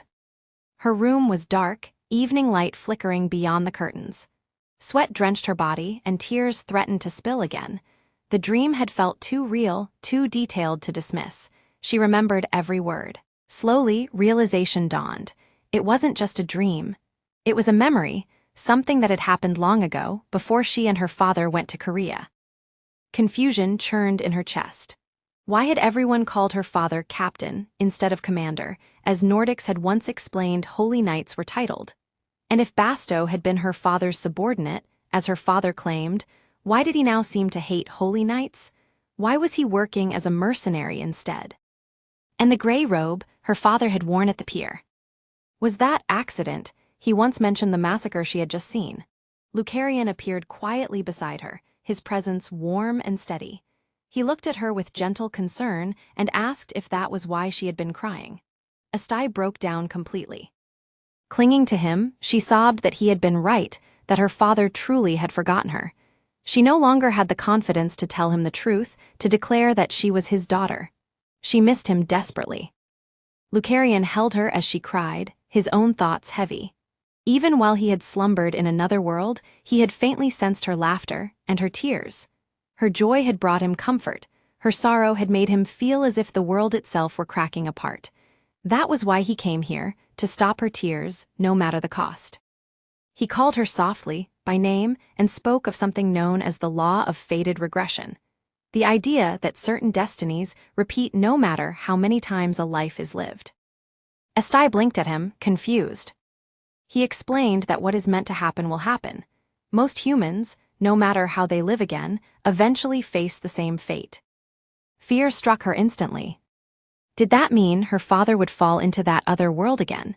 Would the same tragedy repeat?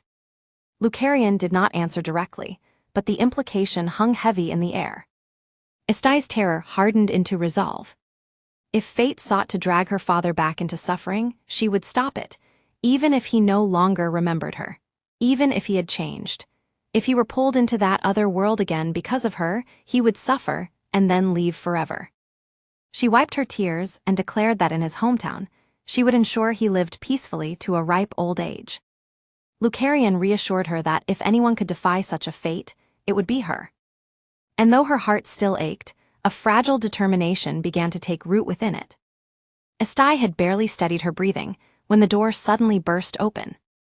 Basau, Vale, and Nordics rushed inside with undisguised concern. They immediately surrounded Astai's bed, urging her to eat something, insisting she needed strength even if it was difficult. Then he stepped forward. His expression shifted from concern to quiet seriousness. He reminded Astai that they were searching for her father and explained that to continue effectively, they needed clearer, more concrete information. Up until now, they had relied largely on fragments of her memories and assumptions drawn from them. That was no longer sufficient. To move forward, they needed specifics: her father's exact name, where they had lived together, what he looked like in detail, and any other tangible facts that could narrow their search. Basau and Vale watched her closely as Nordics laid this out. Their gazes were not skeptical, but resolute. If they were going to find her father, they needed more informations. Tai explained that she and her dad had lived in Jongno-gu in Seoul, in a place called Gold Villa. Tai proudly described Gyeongbokgung Palace, the puppies at Chingyecheon, and the twisted donuts at Gwangjang Market. But the more Tai talked, the more confused Nordics, Basau, and Vale became. Tai tried to explain that her dad had been a powerful holy knight who suddenly came to Korea with Tai. They had lived there together until they were suddenly separated.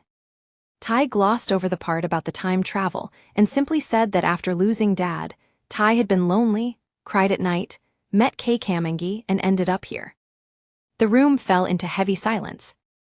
Nordics cautiously tried to piece it together, asking if Korea was Jongno-gu and what Seoul even was. Basau and Vale exchanged looks, clearly baffled. Desperate to prove it wasn't nonsense, Tai held out a handbit kindergarten bag and pointed to the Hangul written on it. But to the others, it looked like meaningless patterns. Realizing questioning Tai further wouldn't produce clearer answers, Vale shifted the focus. What mattered was Korea, it was whether Tai's dad was here. Tai nodded emphatically. Tai had seen Dad at the pier with her own eyes. Vale proposed they stick to the original plan. Head to the capital and investigate the Holy Knight headquarters. Then Vale asked the real question. If Tai found her dad, would she leave Agabbert? Would Tai quit being the necrolord and go back to living with Dad? The question struck directly at Tai's heart. Sometime earlier in the hallway, Basau, Vale, and Nordics had been discussing what would happen to Agabbert if Astai succeeded in finding her father. The possibility that she might leave the mercenary group unsettled them all, especially Vale, who seemed unable to accept the idea of Agabbert disbanding. Basau admitted that if Astai chose her father over the group, Agabbert would likely fall apart. He reflected on his past, wandering alone as a freelance mercenary, barely getting by. Though that period had only lasted a few weeks, it now felt like a distant, hollow chapter of his life. His time with Astai and the group had affected him more deeply than he had realized. If everything ended, he would probably return to freelancing, despite the emptiness it once brought him. Nordics, who had never originally intended to become a mercenary, explained that he had simply followed along while helping search for Astai's father and had eventually become part of Agabbert. As the group's oldest member, he felt a quiet responsibility, but if it disbanded, he would likely return to working at the checkpoints. Vale, however, refused to accept that outcome. To him, Astai finding her father and remaining captain were not mutually exclusive. They had committed to Agabbert, and he believed they should see it through.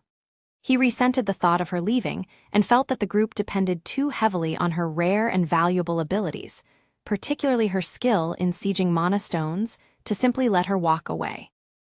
In his view, even if she wanted to leave, they should find a way to keep her, even if that meant bringing her father into the organization in some capacity. Though he tried to mask his feelings with practicality, framing his argument around profit and ambition, it was clear he was deeply invested in both Astai and the future of Agabbert. He pointed out her rarity as a dark attribute mage and believed that with proper promotion, the group could grow rapidly, perhaps even rise to the top ranks and achieve significant wealth. For Tai, at first, that had been the plan. Tai had only become a mercenary to gain access to the capital.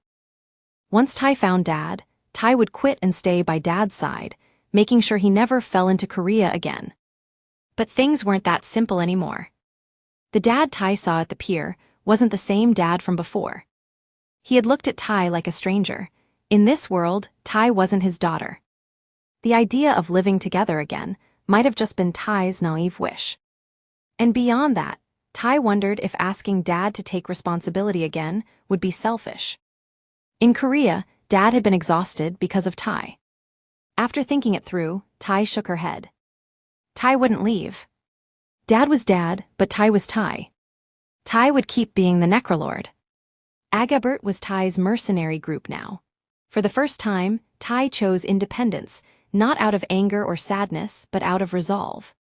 Tai would stand on her own. Basau, Vale, and Nordics all fell silent at the word independent. The idea sounded strange coming from a 4-year-old, yet Ty's expression was far from childish bravado. It carried a weight none of them felt entitled to question. She had declared that once she found her father, that would be enough.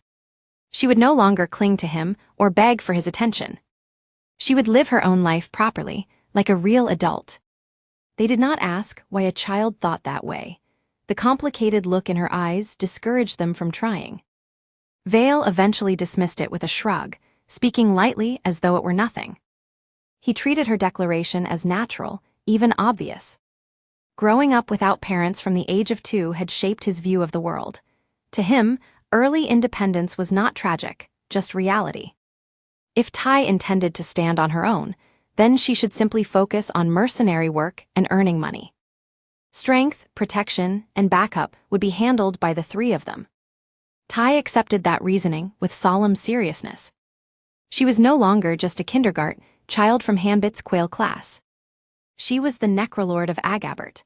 Having solidified her resolve, she leapt to her feet with determined energy, ready to move forward. Vale, amused yet faintly fond, formalized the moment in his own way.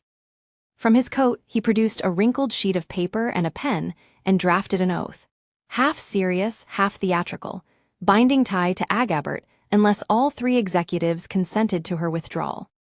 It was written as though she were an official unit leader, rather than a small child. Ty signed it in earnest. Basau studied the paper for a long time before exhaling quietly into the dark. Somehow, he told himself, it would work out. While getting ready for bedtime, Ty begins to question why Basau dislikes paladins, especially since her father once told her he was one. Though Basau clarifies that he does not exactly hate them, the tension surrounding paladins clearly runs deep among mercenaries. Vale hints that most mercenaries share this resentment, prompting Ty to wonder if corruption is to blame, or if her father's past is somehow connected. Basau explains that the true source of bitterness is not individual paladins, but the imperial family's decisions during a historic crisis. When mana stones suddenly erupted across the continent and monsters poured from the rifts, the empire was pushed to near extinction. In response, the imperial family chose to consolidate its strength around the capital, abandoning vast territories and the citizens who lived there. With little protection left, local lords and common people rose up, forming self-proclaimed mercenary groups. These forces fought relentlessly, laying siege to mana stones and reclaiming land from monsters through bloodshed and sacrifice. While the mercenaries and regional leaders struggled to restore their homes, the imperial family offered no meaningful support, focusing instead on preserving noble interests and expanding only strategically valuable regions. Over time, this divide deepened the conflict between the capital and the outer territories. Nordics adds that Pearl City was one such region affected by this tension. With its large floating population and strong mercenary presence, it harbored deep resentment toward the imperial family. Eventually, the empire and church granted the city a formal consecration, a sacred ritual dedicating it to divine protection under Saradin. The ritual was said to shield Pearl City from mana stones and monsters, and according to rumor, conditions improved afterward. Despite this, Ty concludes that the imperial family's decision to prioritize certain regions over others was unjust. She believes rulers should protect everyone equally, as division only breeds further conflict. Though she worries about how Basau might react if he ever meets her father, Basau simply smiles and tells her to rest, reminding her that special training awaits them the next day. The next day dawned bright and sunny once more. 2 boys prepared to sail despite the unusually high waves, rolling beneath a clear sky. Though other ships were already heading out, they hesitated only briefly. They had been told that if they followed the captain's directions, they would easily catch something enormous. One of them, restless since leaving the life of a knight, felt his body itch for action. More than anything, they wanted to catch a great prize for their mother, proof that they were doing well. The sea breeze stirred an old memory. Long ago, while camping outdoors with their father, he had asked them what a knight's mission on the battlefield was. They had answered confidently that it was the annihilation of the enemy. Their father had smiled and gently corrected them. Though that was often true, his own mission as a father was different. His duty was to protect them, a promise he had made to their mother. He had patted their heads, and they had smiled beneath the quiet sky. That promise ended in blood. Their father was killed while protecting them. Later, their mother wore mourning clothes and wept. In the wake of that loss, the twins made their own vow that from then on, they would be the ones to protect her. Back in the present, their boat drifted farther from shore. A sudden jolt shook the hull. There should have been no reefs in those waters. Before they could make sense of it, something massive surged upward from beneath them, a towering, building-shaped mana stone erupting from the sea. When Marion was first offered the position of governor of Pearl City, she felt little enthusiasm. 6 months had passed since she left her lifelong home in the Wavebrill townhouse to take the post. She had been reminded that her sons had lost the father they trusted and followed at such a young, rebellious age. If nothing else, she needed to stand as a steadfast figure for them. Rael and Enzo, twins born on the same day and hour. After their father was killed by a monster, the Holy Knight twins left their order, burdened by guilt for failing to protect him despite serving in the same unit. In the aftermath, both mother and sons began to unravel. Rael drifted toward bad company. Enzo withdrew so deeply that he sometimes refused to eat. Marion herself shut herself away in grief. In truth, she accepted the governorship for their sake. The imperial advisor had assured her the position would not be difficult. Pearl City required little intervention. All she needed to do was maintain regular contact with the imperial family. Marion, inexperienced in politics, understood the meaning behind those words. She was meant to be a figurehead, obedient, visible, and silent. The offer did not appeal to her, yet she had no strong reason to refuse. Leaving the capital for somewhere quieter might help mend her fractured heart. More importantly, it might help her sons. And in some ways it did. After moving to Pearl City, Rael and Enzo grew more talkative. They left the governance hall to explore the bustling streets. They resumed the sword training they had once abandoned. Most of all, they took to the sea, riding boats from the pier, and venturing out into open waters. Now, the city was in turmoil. Reports spread rapidly. Something had appeared in the sea. A mana stone had risen not far from the pier. The face of Pearl City's recently appointed governor, Marion Wavebrill, turned deathly pale. Storm clouds gathered with unnatural speed. Thunder roared. Lightning tore through the darkening sky and struck near the waters where the mana stone had surfaced. Marion, who had been gazing out at the sea through the governance hall's floor-to-ceiling windows, turned sharply at the report. Confirmation followed. A mid-sized mana stone had suddenly risen from the previously calm sea, and the violent storm had begun immediately after. In her room, Tai heard the commotion outside. Sensing the disturbance, she wondered whether the consecration barrier had failed. Nordics, equally confused, could offer no clear answer. The sudden storm and the rising mana stone did not align with any expected malfunction. Outside, thunder continued to crash over Pearl City as the sea churned around the newly emerged stone. The next moment, Marion flung open the office door without even grabbing her raincoat and rushed out. Cold rain struck her face the instant she stepped into the street. She pushed forward through the heavy, damp air, breaking into a run as her shoes quickly soaked through and grew heavy. The twins. They had gone out that morning and had not returned. Ahead, a crowd had gathered in front of the Red Glove Inn.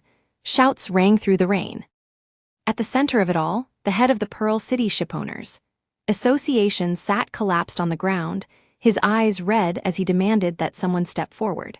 The association head's face drained of color. Trembling, he crawled toward the innkeeper, ruddy, clutching at a sliver of hope. He reminded him that members of Travaga, the highest-ranked mercenary group, had been staying there. At the name, Marion's eyes widened slightly. Travaga, the most powerful and seasoned mercenary group in the Empire. If anyone could handle an unprecedented disaster, it would be them. But the answer came quickly. They had left the previous morning. Even an urgent message would take a full day to reach them. Despair deepened. The head cried out that they could not abandon their ships and homes again. They had fled once before, they could not endure it a second time. A massive bolt of lightning split the sea in the distance. Thunder boomed. The head pounded his chest in anguish, accusing the mercenaries of being no different from the holy knights who had abandoned the city a century ago. That was the spark. One mercenary lunged forward from the crowd, long, wet hair clinging to his face, features twisted with fury. He mocked the head's helplessness and struck him without hesitation. The old man toppled backward into the mud. The attacker was Cal, leader of Death Hound, newly arrived from the capital. As the situation escalated, Marion forced herself between them. Cal flinched at her sudden appearance. The fallen head struggled upright. Innkeeper Ruddy stared at her in surprise. Recognition rippled through the crowd. Marion met their gazes directly, though her heart pounded with thoughts of Raol and Enzo. She could not ignore this chaos, not as governor. The mercenary who had struck him looked her over slowly, dismissively. He ridiculed the idea that she could be governor, and let his gaze travel over her rain-soaked figure with deliberate insult, suggesting she looked more like someone's mistress than a ruler. The insult never finished. A heavy impact echoed through the storm. Cal was struck in the face and sent crashing backward into the mud. His subordinates rushed to him as he lifted his head with fury, then froze. Basau stepped forward, his massive frame casting a heavy shadow over Cal. Cal's voice faltered. He had been certain Basau would never appear here again. In that instant, a sharp chill pressed against Cal's throat. He glanced down to find a dagger resting at his neck, held by a woman with a deceptively pretty face and eyes filled with fury. She spoke of the chaos in the capital, the gold and goods they had been forced to empty out because of him, the burden their unit leader had carried to clean up his mess. Marion cast Cal one last hard look before turning and entering the inn. Basau, Tai, and Nordics followed her inside. Only after the four had disappeared did Vale remove the dagger from Cal's throat. He warned him not to even think of running and promised that once their unit leader came out, it would be over for him. Then he too entered, leaving Cal staring blankly at the door. Unit leader. The word echoed unpleasantly in his mind. Had Basau formed his own mercenary group? Murmurs rose among the gathered mercenaries. They spoke of the necrolord, of disguises that were supposedly magic, of a grand archmage wielding dark attribute necromancy. They whispered about a skeleton summon at the gate, about mana stones in Tenebraum Cave being subjugated all at once. They mentioned how even Basau had treated this unit leader with visible respect. Cal's expression gradually stiffened. The name of the group surfaced, Agabbert. Rumor had it they would break into the top 10 ranks in no time. Some speculated whether Agabbert might handle the mana stone rising from the sea. Others dismissed the idea. Even from a distance, the black spire looming through rain and mist appeared at least mid-sized. No one knew what monsters might emerge. A new group had no reason to take such a risk. Suddenly, Cal shouted for silence. The surrounding mercenaries looked at him in confusion. He scoffed at the mention of Necrolord and Agabbert, trembling with rage. The idea that a strange trio, an old man, a young woman, and someone pretending to be a child, could subjugate that mana stone was laughable to him. Jealousy and hatred burned openly in his eyes. He declared that he would prove the rumors false. The mana stone and the sea would be his. At his words, the members of Death Hound hesitated. Inside the inn, Governor Marion struggled to maintain her composure. Her handkerchief was crushed in her trembling grip, her thoughts spiraling as thunder shook the windows and rain lashed the glass. She had sent an urgent dispatch to the imperial family, but any reply would take time. Her gaze kept drifting to the storm-churned sea beyond the window, where her sons, Raol and Enzo, were somewhere aboard a boat she feared might not survive the tempest. The strain became unbearable. Her vision dimmed, her breathing turned shallow, and memories of her husband's death resurfaced with cruel clarity. She had once denied the possibility of losing him until the notice of his death arrived. Now the same dread crept into her mind, the horrifying image of her sons returning not alive, but as bodies. As that thought took hold, her rigid posture collapsed and she nearly fainted, forcing her attendants to guide her away to rest. In the dining hall, only Basau, Nordics, Vale, and Tai remained. The storm outside made any venture to sea seem suicidal. Vale, who had never sailed, still understood enough to know that heading into such weather was courting death. Nordics and Basau shared concerns about the mana stone raging offshore. Subjugating it seemed nearly impossible, especially after their near-fatal experience in Tenebraum Cave. The idea of battling sea monsters in the middle of a violent storm felt beyond reckless. Tai proposed a different approach. Instead of confronting the mana stone, they could focus on rescuing the governor's sons and persuading the villagers to evacuate. Beneath her bright reasoning was a practical calculation. Marion was immensely wealthy and influential. Helping her now could secure powerful connections for their young mercenary group. Nordics quickly grasped the broader implications. Marion's late husband had been a high-ranking commander, and she stood to inherit the vast power of the Wavebrill Marquisate, one of the 5 great noble houses of the capital. Gaining her favor could transform their future. When Marion regained consciousness and learned that Agabbert had already gone to rescue her sons, she hurried to the pier despite the storm. Waves crashed over the docks, soaking her as she stood waiting, eyes red from tears and exhaustion. She struggled with guilt over sending others into danger for her children's sake, yet clung to hope as Tai reassured her of the team's abilities. Soon, preparations were complete. Basau and Vale boarded their smaller vessel and hauled anchor. At that moment, a much larger ship docked beside them, its massive hull sending waves surging across the pier. Cal stood high upon its mast, wearing a predatory grin. He had already claimed the mana stone as his target and had no intention of letting Basau interfere. In his mind, the chaos of the storm would provide the perfect opportunity to eliminate Basau permanently, crippling Agabbert's unit and settling old grievances in one decisive strike. As both ships prepared to depart, Vale climbed to the crow's nest of their vessel to survey the sea. What he saw froze him in place. Through the rain and darkness, beyond the violent swells, the mana stone pulsed ominously, and anchored directly to it was another ship. Tai hadn't taken the situation seriously at first. She was still young, believing that Basau and Vale would find the governor's 2 sons and return before it got too late. Her mind had been filled with visions of a bright future, networking with the governor, but as she watched people evacuate Pearl City, a wave of worry swept over her. Doubt began to cloud her thoughts. What if the sunset really came and monsters poured from the mana stone?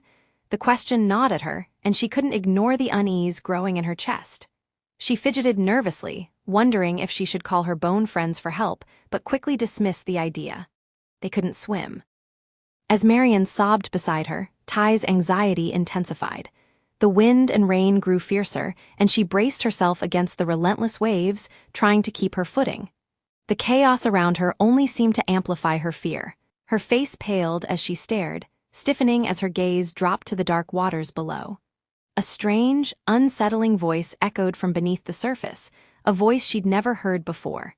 It called to her in a way that sent a shiver down her spine. The voice was eerily familiar, and Tai's thoughts raced. It sounded like her bone friends. The waters stirred, and a large skull began to emerge from the depths.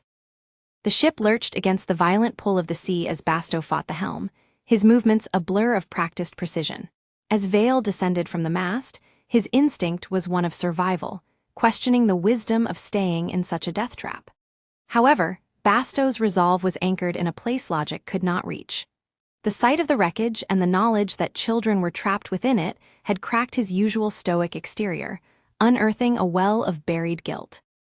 He spoke of his daughter, Lilia, recounting the years he had spent at her side before the demands of war and the pursuit of profit under Karl Warben had pulled him away. He had chosen the battlefield over his home, sending his daughter ahead and losing the years he could never reclaim. To Basau, the mission was no longer just about the governor's request or the physical dangers of the mana stone. It was a reckoning with his own past. Refusing to remain cold or rational in the face of such a familiar loss, Basau steered the ship deeper into the spray. He had seen the desperation in the eyes of the Pearl City governor and the evidence of life amidst the ruins of the broken ship.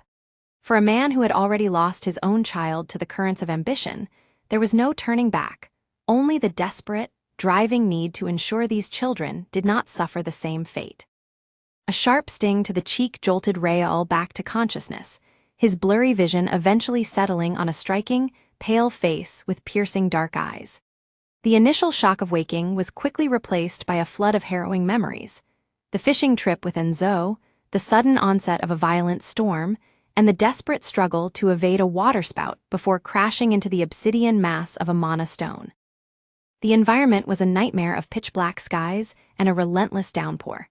As the wreckage groaned and tilted sharply, Raoul scrambled for a handhold, realizing his rescuer had already braced herself with practiced ease. Through the lashing rain, the true chaos of the situation came into view. A much larger vessel was now rammed against their broken hull, serving as a grim stage for a multi-sided slaughter. While winged monsters circled the masts like vultures, the humans below were locked in a much more personal conflict. Confusion clouded Raoul's mind as he watched the frantic fighting, wondering why the survivors weren't united against the beasts. However, his companion's sharp, impatient gestures and brief explanation painted a clearer, more sinister picture. She and her formidable partner were the civilians sent to retrieve the boys, the very ones his mother had hired, while the men with red armbands were the Death Hound Mercenary Corps. These mercenaries were not there to help. They were the primary obstacle, sabotaging the rescue and turning a disaster into a war zone. With the ship precariously balanced against the stone pillars and the Death Hounds closing in, the mission had shifted from a simple extraction to a desperate fight for survival. The battlefield underwent a terrifying transformation as the true nature of the Mana Stone's awakening took hold. Among the circling aerial beasts, a new horror emerged from the depths. A glistening, multi-eyed monstrosity with dozens of tentacles that crushed the ship's wooden hull with effortless strength. The sight of the unrecorded beast, combined with the treachery of the Death Hound Mercenary Corps, turned the rescue into a desperate struggle for survival. The situation reached a breaking point when a massive, violent wave slammed into the wreckage. The impact launched Raoul into the air, his grip failing as he was thrown toward the churning, monster-infested sea. In those suspended seconds of freefall, he braced for the end, certain he would fail his father's final wish to survive. A tentacle from the beast lashed out, narrowly missing him as he plummeted toward the icy water. Instead of a cold death, Raoul landed on a surprisingly soft, straw-covered surface. Gasping for air, he looked up to find a young girl with glowing green eyes and a determined expression, Tai, who had arrived just in time to intercept his fall. The source of his salvation was an immense, decaying vessel that had materialized through the storm. This was the Ghost Sail Ship, a legendary craft of spirits summoned by Tai. Despite its rotting wood, shredded sails, and the eerie, wailing wind that whistled through its tattered masts, the ship possessed an overwhelming and terrifying presence. It had surged through the currents with unnatural speed, slamming its hull directly alongside the passenger ship held by the mercenaries. The sudden arrival of the spectral galleon brought the combat on the lower decks to a grinding halt.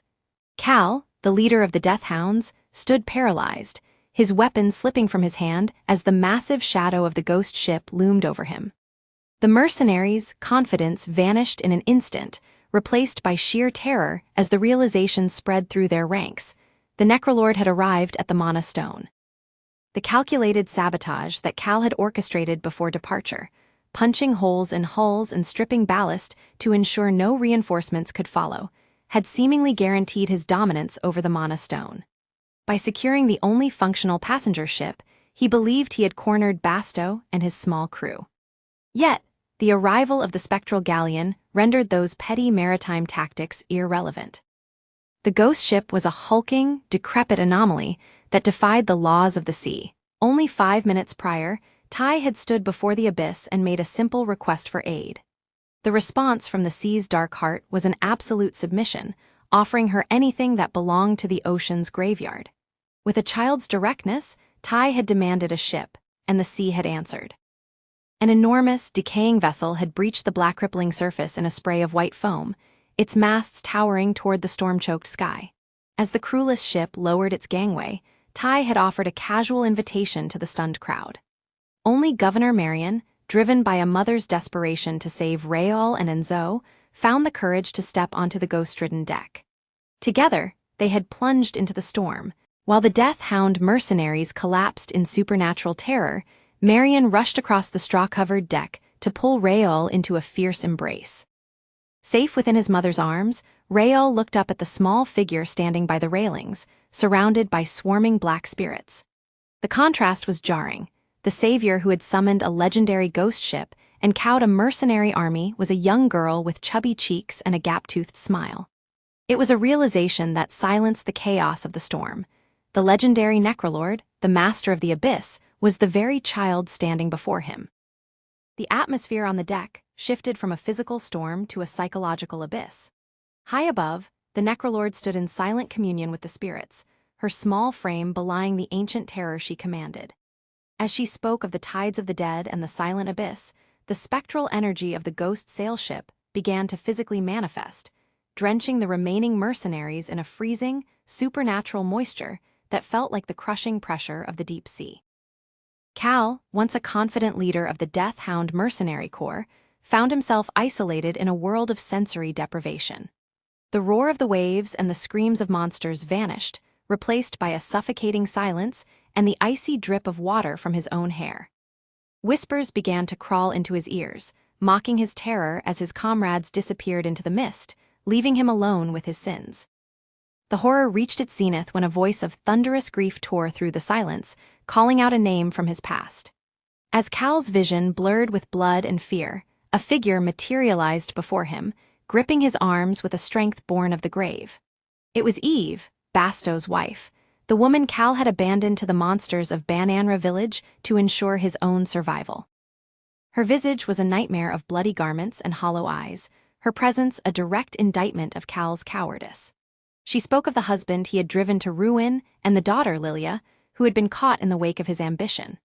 With a distorted, predatory smile that split her face wide, the spirit of the woman he had betrayed leaned in close. The debt of the past had finally come due, and the repulsive survivor was now trapped in the grasp of the family he had destroyed. Standing at a distance, Basau watched the man who had betrayed his family collapse into madness. The realization of what was occurring settled over him with a heavy, cold certainty. Through the mechanics of Ty's power, the boundary had thinned enough for the guilty to be confronted by their victims. The screams echoing across the deck were directed at a name Basau knew better than his own Eve, his deceased wife. The justice unfolding was a grim, hollow victory. It became clear that Eve had not found peace in the afterlife, but remained trapped in the dark currents of the sea, her spirit fueled by the trauma of her abandonment. As Cal begged for mercy from the empty air, scratching frantically at his arms to escape a ghostly touch, Basau was forced to confront the heartbreaking reality that the woman he loved was now a vengeful passenger on a ship of the dead. The mercenary leader's physical and mental dissolution served as a final, agonizing payment for a debt decades in the making. The domain of the ghost ship hummed with a spectral resonance that only Ty could truly perceive. To the young necrolord, the spirit of Eve was not the monster Cal saw, but a vision of tragic elegance, glowing with a soft, ethereal blue. Tears that belonged to the abyss streamed down the spirit's face as she moved toward Basau, her translucent hand coming to rest against his battle-scarred cheek. Though Basau could not feel the touch or hear the hollow whisper of his wife's voice, Ty stood as the bridge between their worlds. Eve's message was a paradox of grief and relief. She remained bound to the cold currents by the weight of her resentment, yet their daughter, Lilia, was safe. Lilia had not been claimed by the dark. She had crossed into a place of peace. When Ty softly relayed these words, the stoic helmsman finally broke. The man who had braved the fiercest currents and the deadliest battlefields collapsed onto the rain-slicked deck. Basau buried his face in his hands, his broad shoulders heaving as he wept with the raw, unchecked agony of a child. Eve watched him with a look of tender, wistful sorrow. She turned her gaze to Ty, her expression a silent plea to care for the man she was leaving behind. Cal's heels scraped against the wood, his eyes bulging in a final, silent plea for a mercy he had never granted others. He reached the edge and toppled over. There was no splash, no final cry. Before his body could even strike the churning surface of the sea, a massive, deep-sea horror breached the waves, its colossal jaws snapping shut around the mercenary. The unnatural silence of the domain faded, replaced by the honest, cold howl of the wind. Basau remained on his knees, silent now, as the ghost sailship drifted away from the darkening monolith of the Mana Stone. The fall of their leader acted as a terminal blow to the morale of the death-hound mercenary corps. Without Cal's driving malice, the remaining sellswords were reduced to hollow shells, swiftly neutralized by the combined efforts of Basau, Vale, and the unsettling presence of the necrolord.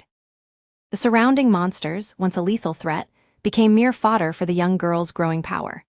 With a high-pitched, melodic shout, she unleashed a spectral tide across the deck, turning the area into a grim playground.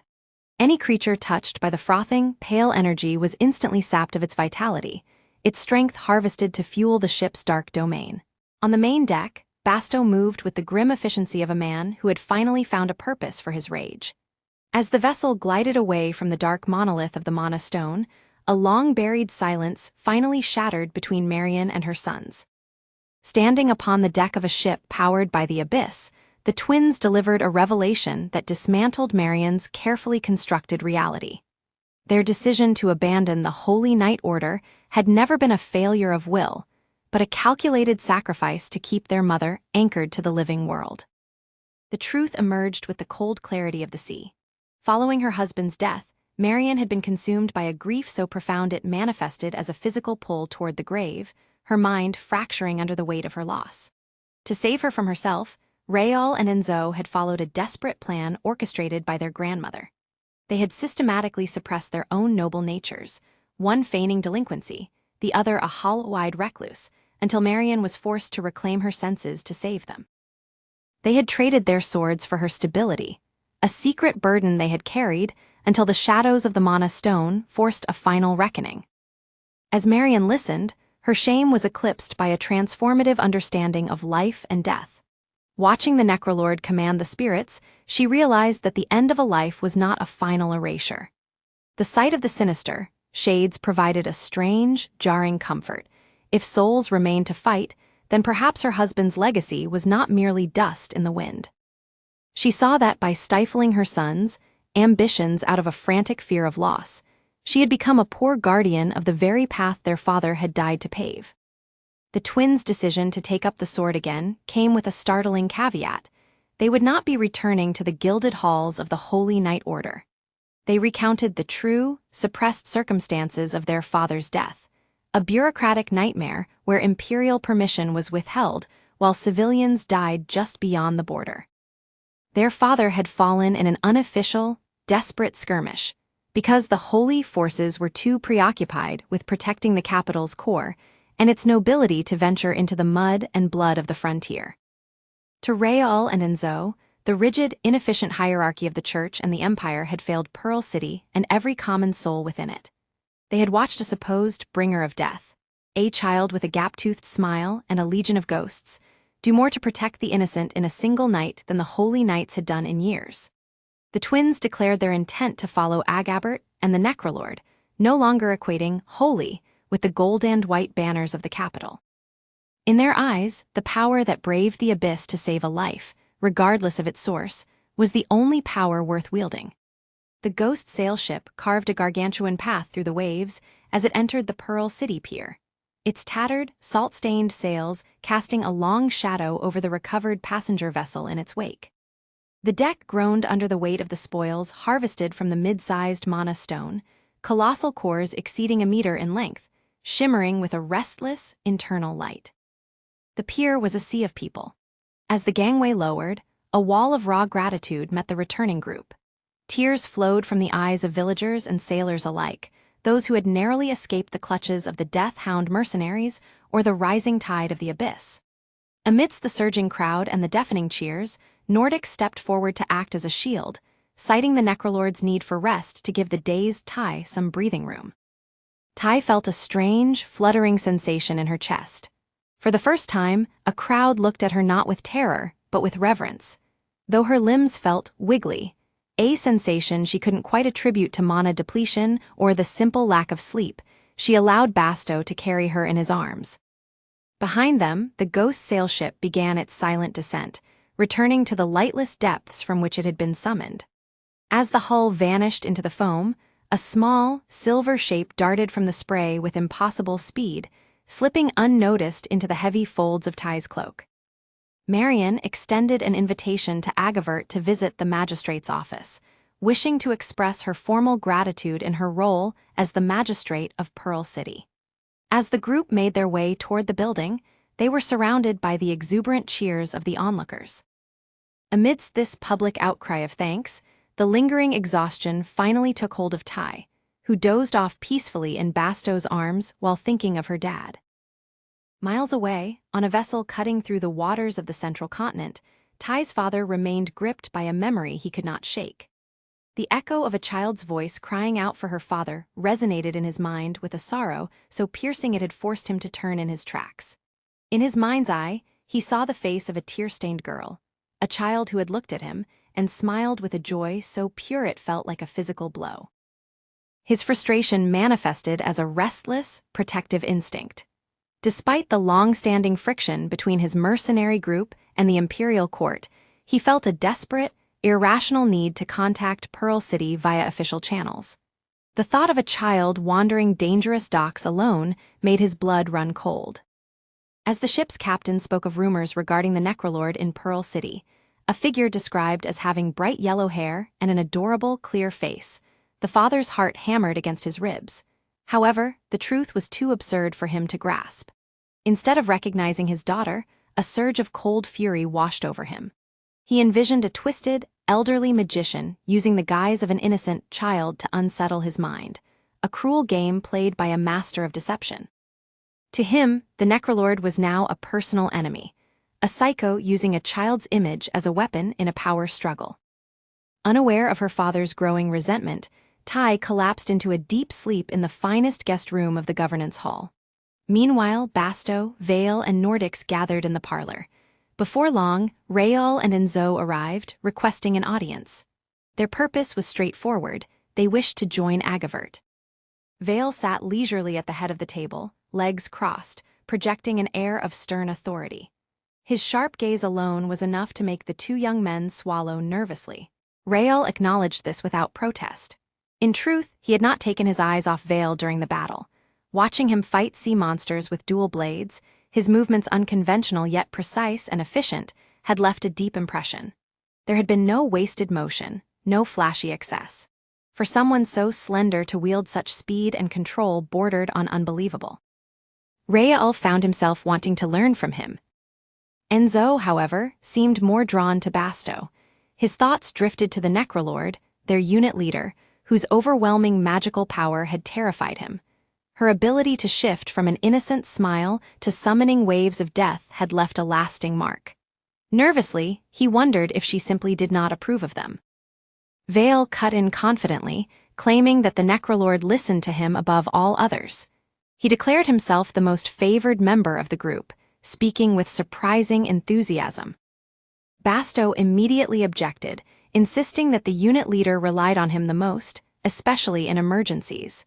Before their argument escalated further, Nordics calmly intervened. He suggested with a mild smile that experience made him the most dependable member.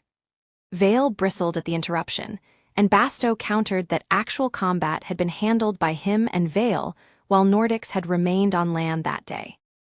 Rayal and Enzo watched the exchange in stunned silence. It became abundantly clear to them that the three men were not arguing out of pride alone. They were competing, almost desperately, for recognition from their unit leader. None knew Ty lay spread-eagled across her bed, lost in the restless depths of a dream that no one else could witness. Even in sleep, her mind found no peace. She was besieged by a persistent, unseen pressure to declare a victor. Her brows knit together in a tight furrow as the dilemma took on a surreal, culinary form. In the strange logic of her subconscious, the figures of Basau, Vale, and Nordics had morphed into a tantalizing yet agonizing trio of a hamburger, fried chicken, and a pizza. This impossible choice weighed heavily on her. The room was hushed, save for the soft rustle of blankets as Ty stirred from her sleep.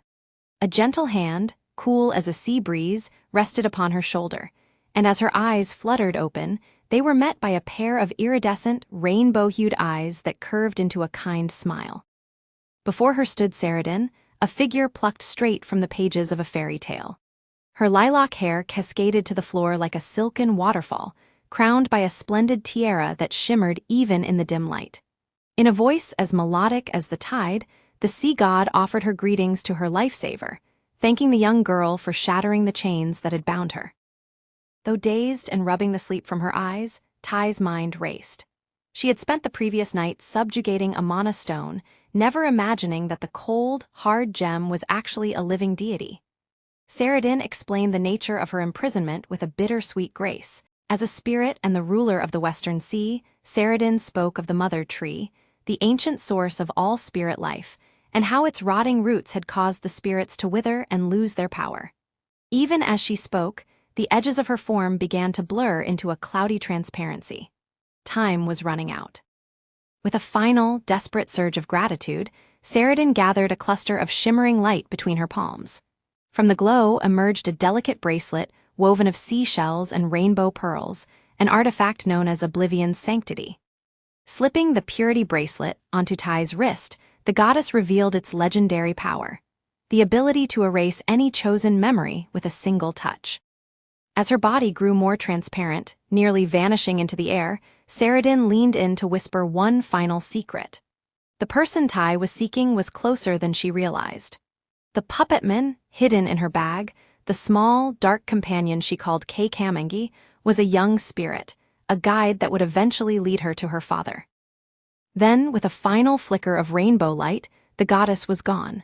Ty sat in the sudden silence, staring at her nightstand. The weight of the pearl bracelet on her wrist and the truth about Kamengi's identity hung heavy in the air. Ty carefully organized her thoughts. Sprawled across the bed with a notebook and pencil, she wrote out her goals in neat Hangul, her small face set with determination. Her first goal had remained unchanged since arriving in this world: meet her father and ensure he would never again be pulled back to Korea by the ominous Law of Fate's return. Her second goal was to protect Kamengi, the mysterious being who had brought her into this world. Though she called him her summon to make it easier to guard him, doubts lingered about his true nature. He was neither Tanapang nor puppetman, and Princess Saradin had spoken of him as if he were a spirit. This led Ty to add another objective: discover Kamengi's true identity. Her thoughts then drifted to the mana stones. Saradin, who had become one after losing her power, had mentioned something called the Mother Tree before her explanation ended abruptly. Ty began to suspect a deeper connection between spirits and mana stones. If Saradin had become a mana stone after losing her power, perhaps other spirits had as well. Perhaps the Mother Tree had been damaged, leaving spirits weakened or transformed. Determined to uncover the truth, she added a third goal: investigate the true nature of mana stones, search for the Mother Tree, and confirm whether other stones contain spirits too. After finishing her plan, Ty felt a flicker of nostalgia for her kindergarten days and friends her own age. Though she liked her current companions, Basau, Vale, and Nordics, she longed for children to play with. Yet such wishes felt impossible while she maintained her role as the necrolord. Hungry at last, she left her room and hurried downstairs, delighted to remember she was now staying at the Grand Governance Hall. Spotting Vale in the lobby, she ran to him instinctively and acted like the child she truly was. Only after noticing his troubled expression did she realize the governor's sons, Rael and Enzo, whom she had rescued the previous night, were standing nearby, staring at her in shock. The realization struck too late. Inside Pearl City, she was supposed to act as the dignified necrolord, not a 4-year-old girl. Vale quickly removed her from the scene, ordering the stunned brothers to stay put while he carried her away. Back with her companions, Ty tearfully admitted her mistake. She feared the governor's sons would reveal her secret, spreading rumors that the feared necrolord was merely a child. In her imagination, the townspeople would lose faith in her, and she would ultimately be expelled for being a child in a place that allowed none.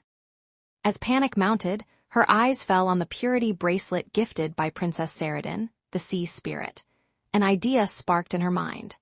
If necessary, she could erase the governor's son's memories. Though she meant only to remove what they had seen, the suggestion alarmed her companions, who momentarily misunderstood her intention. Tai startled at Vale's sudden outburst and clutched her bracelet, confused by his fierce refusal. Vale reacted with alarm at the thought of a 4-year-old attempting something so extreme, while Basau quietly grew troubled. Watching her so casually suggest erasing the twins stirred a heavy concern in him. He feared she had been exposed to far too much violence, especially after the recent battle on the ship. Scenes no child should witness might already be shaping her understanding of the world. Determined, Tai tried to carry out her plan, convinced there was no other choice. Vale quickly intervened, physically stopping her before she could leave the room. In his panic, he blurted out that he could not stand by and watch a child commit murder. The word struck Tai like a blow. She froze, her small face draining of color as the meaning settled in. The idea that her actions could equate to killing left her wide-eyed and shaken, fear replacing her earlier determination. Vale froze at Tai's explanation that she had intended to erase the governor's son's memories using the bracelet on her wrist. What she casually referred to as Oblivion's Purity bracelet immediately unsettled him. Sitting beside her, he pressed for answers, where she had obtained it, whether she had named it herself, and how she knew what it could do. Hesitant but realizing she had to explain, Tai revealed that she had encountered a spirit just earlier. The spirit, with long flowing hair and radiant, princess-like eyes, had introduced herself as Saradin. The name struck the others instantly. Nordics reacted first, recognizing Saradin as the local deity passed down through the legends of Pearl City. The atmosphere shifted from confusion to gravity. When Tai extended her wrist to show the bracelet more clearly, Nordics's composure faltered. After a heavy silence, he quietly informed Basau that Astai had found not just a trinket, but a relic. The realization carried weight. The bracelet was no ordinary object, and Tai's encounter with Saradin was no simple dream.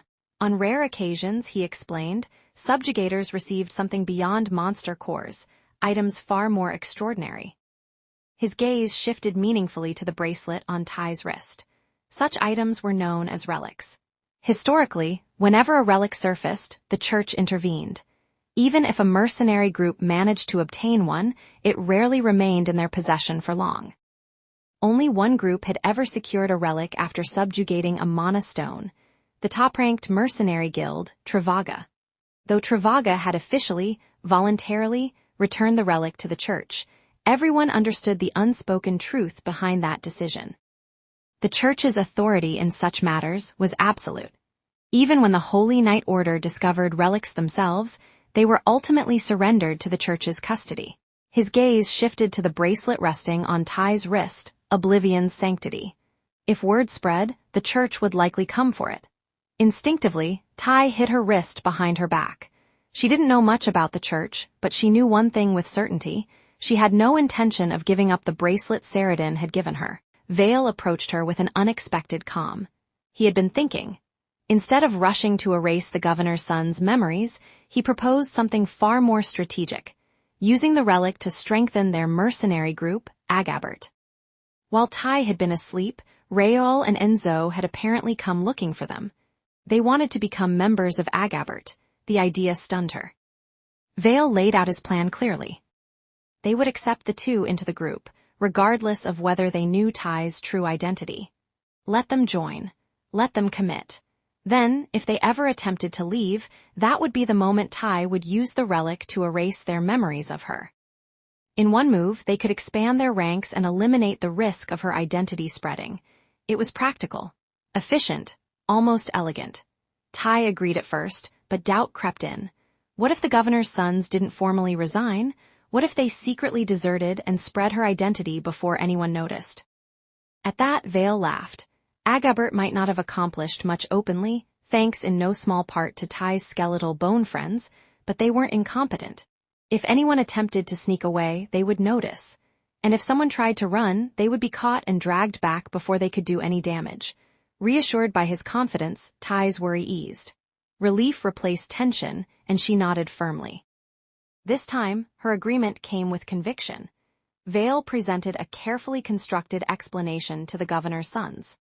Estai, he said, had awakened mana at a young age and possessed a rare dark attribute.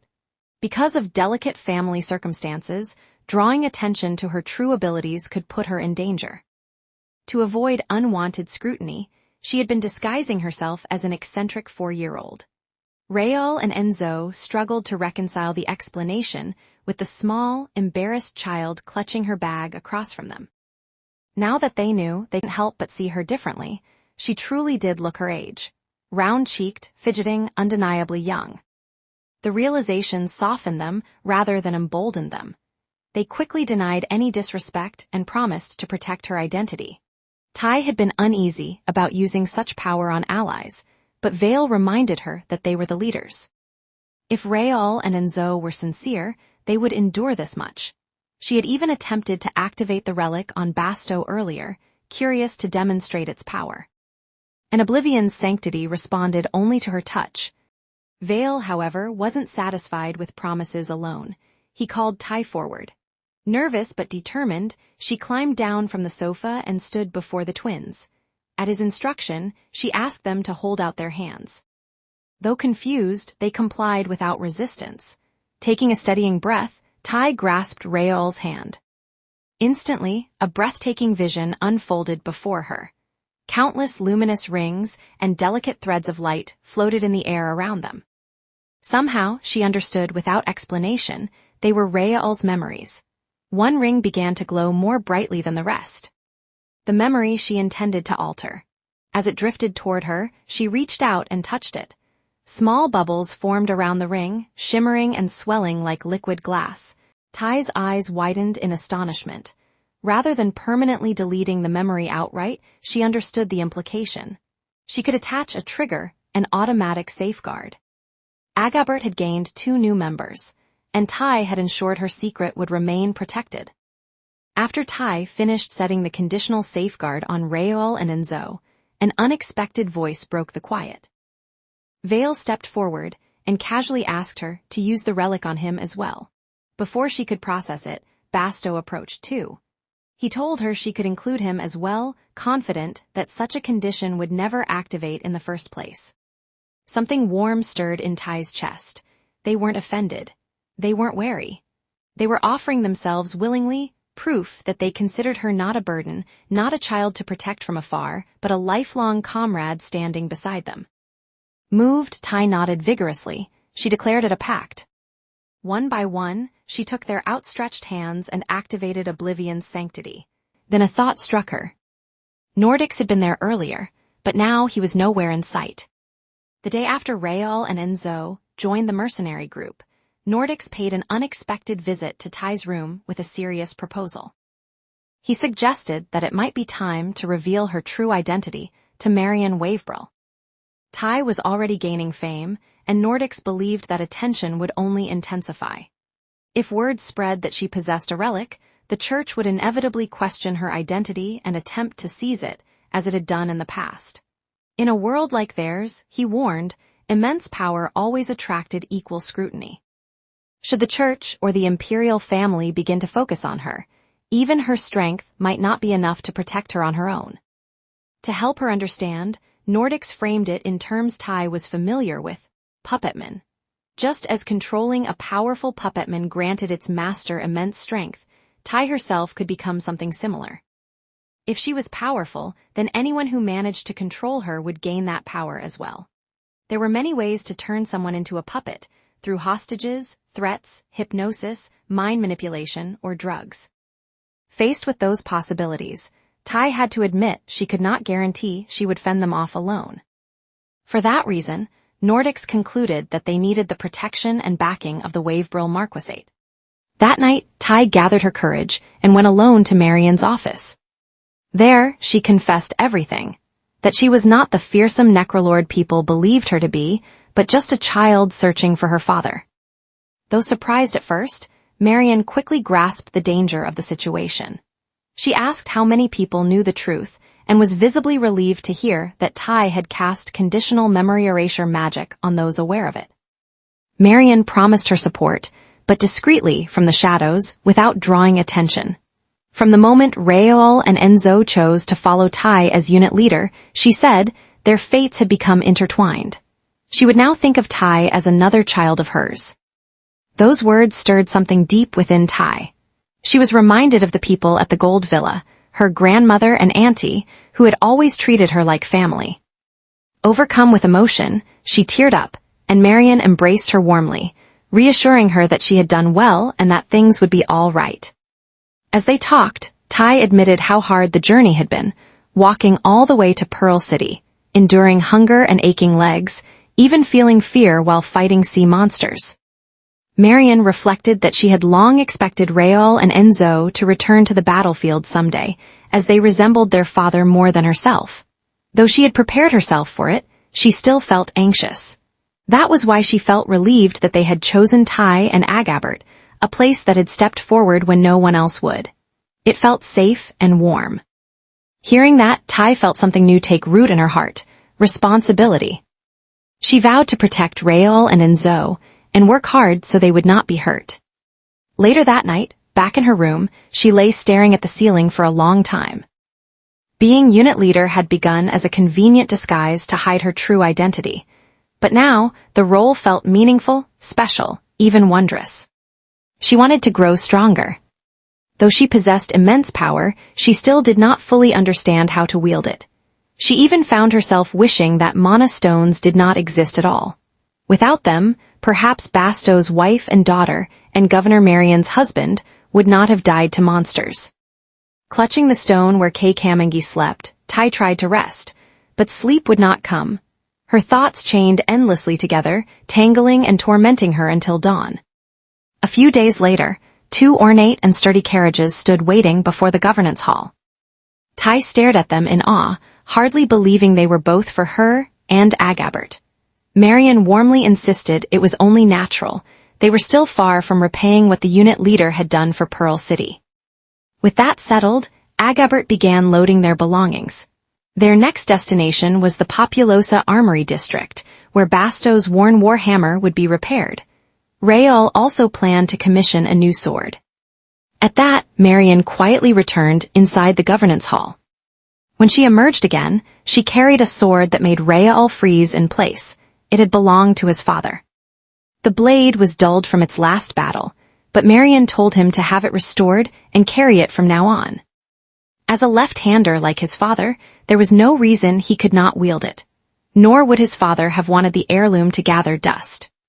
Though hesitant at first, Raoul finally accepted it, eyes reddening. Enzo nudged him along, and after one last embrace with their mother, the brothers boarded the carriage. Vale urged everyone to hurry, and Tai waved brightly as they prepared to depart. Marion smiled back, watching as the horses pulled the carriages forward. Though tears welled in her eyes, her heart no longer trembled with anxiety as it once had. There was sadness, but also reassurance. Once back inside her office, Marion immediately began writing a letter. She requested an investigation into a holy knight, past or present, who had achieved notable feats. The description was specific: black hair, eyes of mixed green and brown, serious and taciturn in personality, and bearing the unusual name Kim Young-soo. When she finished, she addressed the letter to Walker Wavebrill, her mother, the current head of the Wavebrill family and one of the Empire's 5 great nobles, the ruling marquis. Meanwhile, inside the moving carriage, Raoul and Enzo reacted with confusion when Tai mentioned the name again. A holy knight called Kim Young-soo in the capital. They had never heard of anyone by that name. Basau, Vale, and Nordics maintained a vigilant silence as they observed Tai's countenance, fearing the shadow of disappointment might cloud her features. Yet the child remained preternaturally calm. Pursing her lips in deep contemplation, she murmured that she had already considered the matter. She posited that the name her father had provided was likely a fabrication, for though he claimed to be Kim Young-soo, no such individual existed within the records of the Holy Knight Order. When Basau pressed for confirmation, Tai's thoughts drifted back to a frigid winter day in her homeland, a memory that pulled a soft exclamation from her lips. Her brow furrowed with the weight of the recollection. She envisioned the drawing contest at her kindergarten, the air filled with the scent of crayons and the chirping voices of children. The teacher had tasked them with depicting their families, and Tai had poured her heart into a portrait of herself and her father holding hands in a park. However, when the time came to scribe their parents' names upon the parchment, Tai found herself paralyzed by silence. Unlike her peers, who busily wrote the names of sprawling kinships, she realized with a stinging heart that she had only ever known her father as Dad. The teacher, sensing her distress, guided her to the restricted staff room and unearthed the registration documents from the Quail class archives. There, in a small, neat box, Tai read the name for the first time: Kim Young-soo. She had committed the characters to memory with a pounding heart, returning to her desk to write them side by side with her own. That evening, when her father returned home early and showered her with affection, she proudly declared her discovery. He had grown silent for a long moment before chuckling and instructing her to use that name should anyone ever inquire. He further explained that Kimestai was her name within the borders of Korea, but hinted at a different lineage and a different family name belonging to their true home. In the present, as the carriage rolled through the dimming light, Tai's shoulders slumped with the heavy regret of not asking for that ancestral name when she had the chance. The interior of the vehicle fell into a somber hush as the group watched her struggle against a rising tide of tears, until eventually exhaustion claimed her. Once Tai had drifted into a restless slumber upon Bastau's lap, the men began to speak in hushed, urgent tones. They puzzled over the identity of this mysterious Daehanminguk, a place Tai spoke of as a nation, but which appeared on no maps known to the empire. Their eyes lingered on her peculiar pink satchel and the strange garments she had arrived in, items of a craftsmanship and style utterly foreign to the continent. Bastau's gaze was clouded with worry, fearing the heartbreak that would follow if they failed to find her father, or worse, if the rumors of his magically erased memories proved true. Vale's resolve, however, was sharp and cold. He suggested that if the father failed to recognize his own flesh and blood, a physical shock to the head might suffice to restore his senses. More pressingly, he turned their suspicions toward the Lumanen family. The House of Valenties Lumanen and his formidable sons possessed the power and the motive to orchestrate such a disappearance. It was a daunting prospect, but Vale reminded them of the proverb Tai often quoted: "One might measure the depths of the sea, but the heart of a man remained an unfathomable abyss." Under the guidance of the stars, Nordics eventually brought the carriage to a halt near a lakeside thicket. As the men prepared to attend to their needs and replenish their water, a misunderstanding began to brew within the mind of Raol, the former Holy Knight. Steeped in the rigid decorum of the order, he was scandalized when Vale, whom he had long presumed to be a woman of exceptional martial prowess, prepared to relieve himself alongside the men without a shred of hesitation. Raol's face burned with a crimson fire as he stammered about propriety and the lack of concealment. Vale merely scoffed at his naivety, citing the rugged, unvarnished reality of mercenary life, where modesty was a luxury they could ill afford. When Vale finally moved to attend to his business with a blunt remark about bathroom manners, Raol found himself rooted to the spot, his mouth agape in a state of profound shock. It was only when Bastau and Enzo returned to find him standing like a frozen statue that the truth finally shattered Raol's misconceptions. Under the weight of his brother's inquiries and the undeniable evidence before him, the realization hit with the force of a blow. The fierce and formidable Vale had been a man. 4 days had passed since leaving Pearl City when the towering skyline of the Populosa Armory District finally came into view. Tai gazed up in awe at the massive buildings, her wonder only growing when Nordics explained that the black smoke billowing above them came from the primordial furnace, a legendary forge where the realm's weapons were birthed and repaired. The group's primary goal was to service Bastau's massive war hammer, which had become too worn for use. Tai wondered why Bastau disliked the factory manager when his name is so cute. However, the plan hit a sudden snag. Upon returning from the forge, a weary Bastau delivered shocking news. The eccentric factory chief, a man so powerful even the emperor dared not cross him, had seized the weapon. Offended by its state, he insisted on a 2-month repair period and refused to return the hammer, unwilling to let an inferior blacksmith touch his creation. While Nordics planned to use a past acquaintance to negotiate with the chief the following day, the group decided to visit the armory hall in the meantime. Bastau suggested that Tai should acquire a small weapon for self-defense, specifically a poison dart gun. Though Vale initially worried about her safety, Tai grew determined. Recalling her promise to Magistrate Marion to protect Enzo and Rael, she decided she would master the weapon to keep her new family safe. Pulling jewels from her pink kindergarten bag, gifts from the Grim Reaper, Tai insisted on paying for everyone's equipment. She declared that they were now a family connected by the heart, and she couldn't bear to see any of them hurt. The sudden confession of love left the hardened mercenaries stunned and speechless. The emotional moment took a comedic turn when a flustered, red-faced Vale began shouting at Tai for being reckless. The two engaged in a heated bickering match about who would get hurt first, ending with Tai huffing and storming out of the lodging. As Vale chased after her, the others remained behind, moved by the realization that their young unit leader truly viewed them as the family she loved. Upon arriving at the armory hall, Tai's eyes sparkled with curiosity as she began filling a large cart with various trinkets. While Vale questioned her choice to pack seemingly random items like rope, Tai remained focused, explaining with a serious expression that it was essential for running out the window, a lesson she had gathered from Tanapeng stories.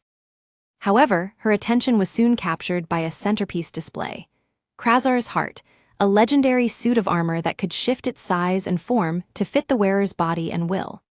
Though she was enchanted by its shimmering red aura, her heart sank when she saw the "Not for Sale" sign at the bottom.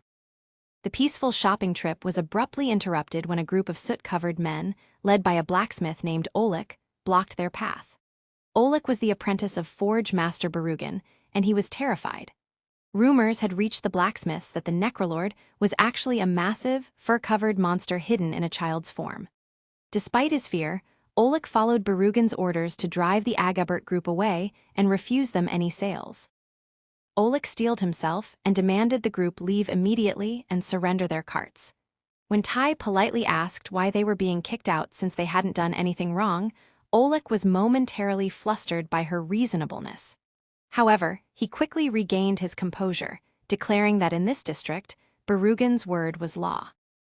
As the other members of the Agabbert group gathered around, confused by the sudden expulsion, Oleg attempted to seize their carts by force to end the confrontation quickly. Facing the towering Oleg, Tai was struck by a painful memory from her past life. She remembered the day she had saved every coin from massaging her father to buy a chocolate gelato, only to be cruelly turned away by a shop owner who had declared her store a no-kid zone. Her father's words from that night echoed in her mind. If you stay silent about unfairness, that silence becomes the truth. Driven by this conviction, Tai refused to let go of the gear bag Oleg tried to snatch. Grabbing onto her rope as Oleg tried to snatch it, she shouted in protest against the injustice. Her face twisted with indignation, she declared that this was discriminations and that children everywhere would hate such unfair treatment. She shouted that the Armory District's treatment was a no-kid zone and that discriminating against good kids was wrong. As they struggled over the rope, the strap suddenly snapped. The recoil sent Tai tumbling backward, crashing directly into the pedestal of the district's most prized treasure, Krazar's Heart. The legendary armor shattered upon the floor in a violent clatter of metal. Amidst the horrified silence, Forge Master Berugan appeared, frantic and pale. He ignored the broken plates, desperately searching for the core that powered the suit. Wanting to make amends for the accident, Tai spotted a glinting, dark red stone the size of a quail egg beneath her bag. "Found it," she cried, lifting the warm core into the air. But as Berugan watched in horror, a crack spiderwebbed across the stone, leaking a dark, misty substance. As the energy drained from the core, it seemed to drain from Tai as well. Her vision blurred, and she collapsed into unconsciousness just as Berugan rushed toward her. When she finally opened her eyes, she was no longer in the armory. She stood on a dim, rain-slicked street under a thunderous sky. A rusty gray car roared past, splashing muddy water onto her face. Stunned and trembling, Tai looked around at the familiar signs of Jongno-gu. She was back in South Korea. The sound of muddy water splashing against her legs was the only thing filling the silence of the desolate street. Tai moved through the eerie landscape of a ruined South Korea, her heart sinking at the sight of rusted gates, exposed cement, and driverless cars gliding past like ghosts. To soothe her rising panic, she tried listing her favorite foods, but the terror was too thick to push aside. The atmosphere grew even more chilling when a lone radio on a street stall began to flash a rhythmic red light. Through the static, a distorted voice announced a nationwide typhoon warning, predicting torrential rain and violent winds. Driven by a desperate hope, Tai recognized a familiar alleyway that she believed led to her home, the Gold apartment complex. She had memorized the address as a baby, but the world was subtly wrong. The yellow butterfly mural that usually marked the turn was missing. When she emerged from the alley only to find herself back at the same rusted gate she had just left, the terrifying realization hit her. She was trapped in a maze. Soaked to the bone and shivering, the brave front Tai had maintained finally crumbled. No matter how far she walked, the scenery repeated itself. The same darkness, the same crackling radio, and the same endless rain. Shivering in the downpour, Tai called out for Basau, Vale, and Nordics, but her cries were swallowed by the storm. She was completely alone, trapped in a world that mirrored her deepest fears. Back in the armory, a chilling silence followed the disappearance of Tai and Berugan. Nordics, Rayal, and Enzo stood in stunned disbelief, staring at the empty space where their captain had been just moments before. The reality of the situation set in as Oleg, deathly pale, explained that they had been pulled into Krazar's subspace. Krazar was a nightmare from 35 years ago, a formless red mist that had devoured 2 entire companies of holy knights. Its core was a relic of pure malice that induced mental delirium, trapping its victims in their deepest fears until they melted away into nothingness. Within the subspace, Tai huddled on the ground, sobbing as a thick, red fog began to surround her. Just as the mist was about to engulf her, Berugan burst through an alleyway. He was soaking wet and exhausted, clutching Tai's pink kindergarten bag, asking her what she had done to Krazar's heart and accusing her of being the one to create this illusion around them. At those words, Tai seemed to realize the truth of this place. Outside in the armory, Oleg revealed that the only way to escape was to tear the spatial barrier from the inside, a feat only one person in history, Valentis Luminen, had ever achieved. The Agabbert members were furious and terrified. Basau lashed out at the blacksmiths for keeping such a dangerous item in the open, but Oleg was equally bewildered. He explained that Krazar's core was legendary for being indestructible. It had survived years in boiling molten metal and the strikes of a master's hammer without a single scratch. Yet, for some reason, it had shattered the moment Tai touched it, as if the magic inside had been waiting for her specifically. A heavy silence weighed on the Agabbert members. While Oleg argued that a grand wizard should be able to handle a little delirium, Vale wasn't buying it. To the world, their captain was a powerhouse, but to Vale, she was just a 4-year-old child likely crying her eyes out in the dark. Refusing to simply wait for Krazar to digest her, the group scrambled for a solution. It was Enzo who finally broke the silence, suggesting they send an urgent rescue request to the Mercenary Guild to find anyone who might have experience with spatial barriers. Inside the illusory Jongnogu, the reality of the situation finally dawned on Tai. Berugan explained that the maze of empty streets and relentless rain wasn't real. It was a subspace designed to feast on her terror.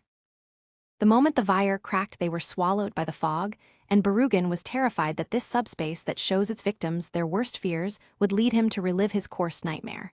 But instead, he found himself in an unfamiliar place. Realizing this must be the necrolord's fear, he decided to find her. Tai realized with a shiver that the red haze hovering near the sewers was Krazar itself, watching and waiting for the right moment to strike. She asked if he knew how to get out. However, the factory chief's fear had turned into a sharp, aggressive suspicion. He realized this world was built from Tai's mind, and he was baffled by the hole-riddled rocks and honking metal beasts he saw. Tai's eyes filled up with tears, then she snatched her bag from his hands. Despite her attempts to explain that these were just buildings and cars, and her insisting that none of this would have happened if he hadn't tried to kick her out unfairly. Berugan's patience snapped. He loomed over her, his voice dropping to a menacing low. He spoke of the rumors he had heard, of a wicked witch and a monster wearing human skin who had sieged massive magic stones. Since magic was neutralized within Krazar's domain, he believed the puppet play was over. He demanded clarifications, staring at the trembling child. He couldn't reconcile the innocent girl before him with the person who had shattered a core that survived years of molten metal and hammers. He pressured her for her true identity, convinced that she was a dangerous entity in disguise, while Tai, overwhelmed by the memory of her past life and the cold reality of the subspace, could only shrink back in shock.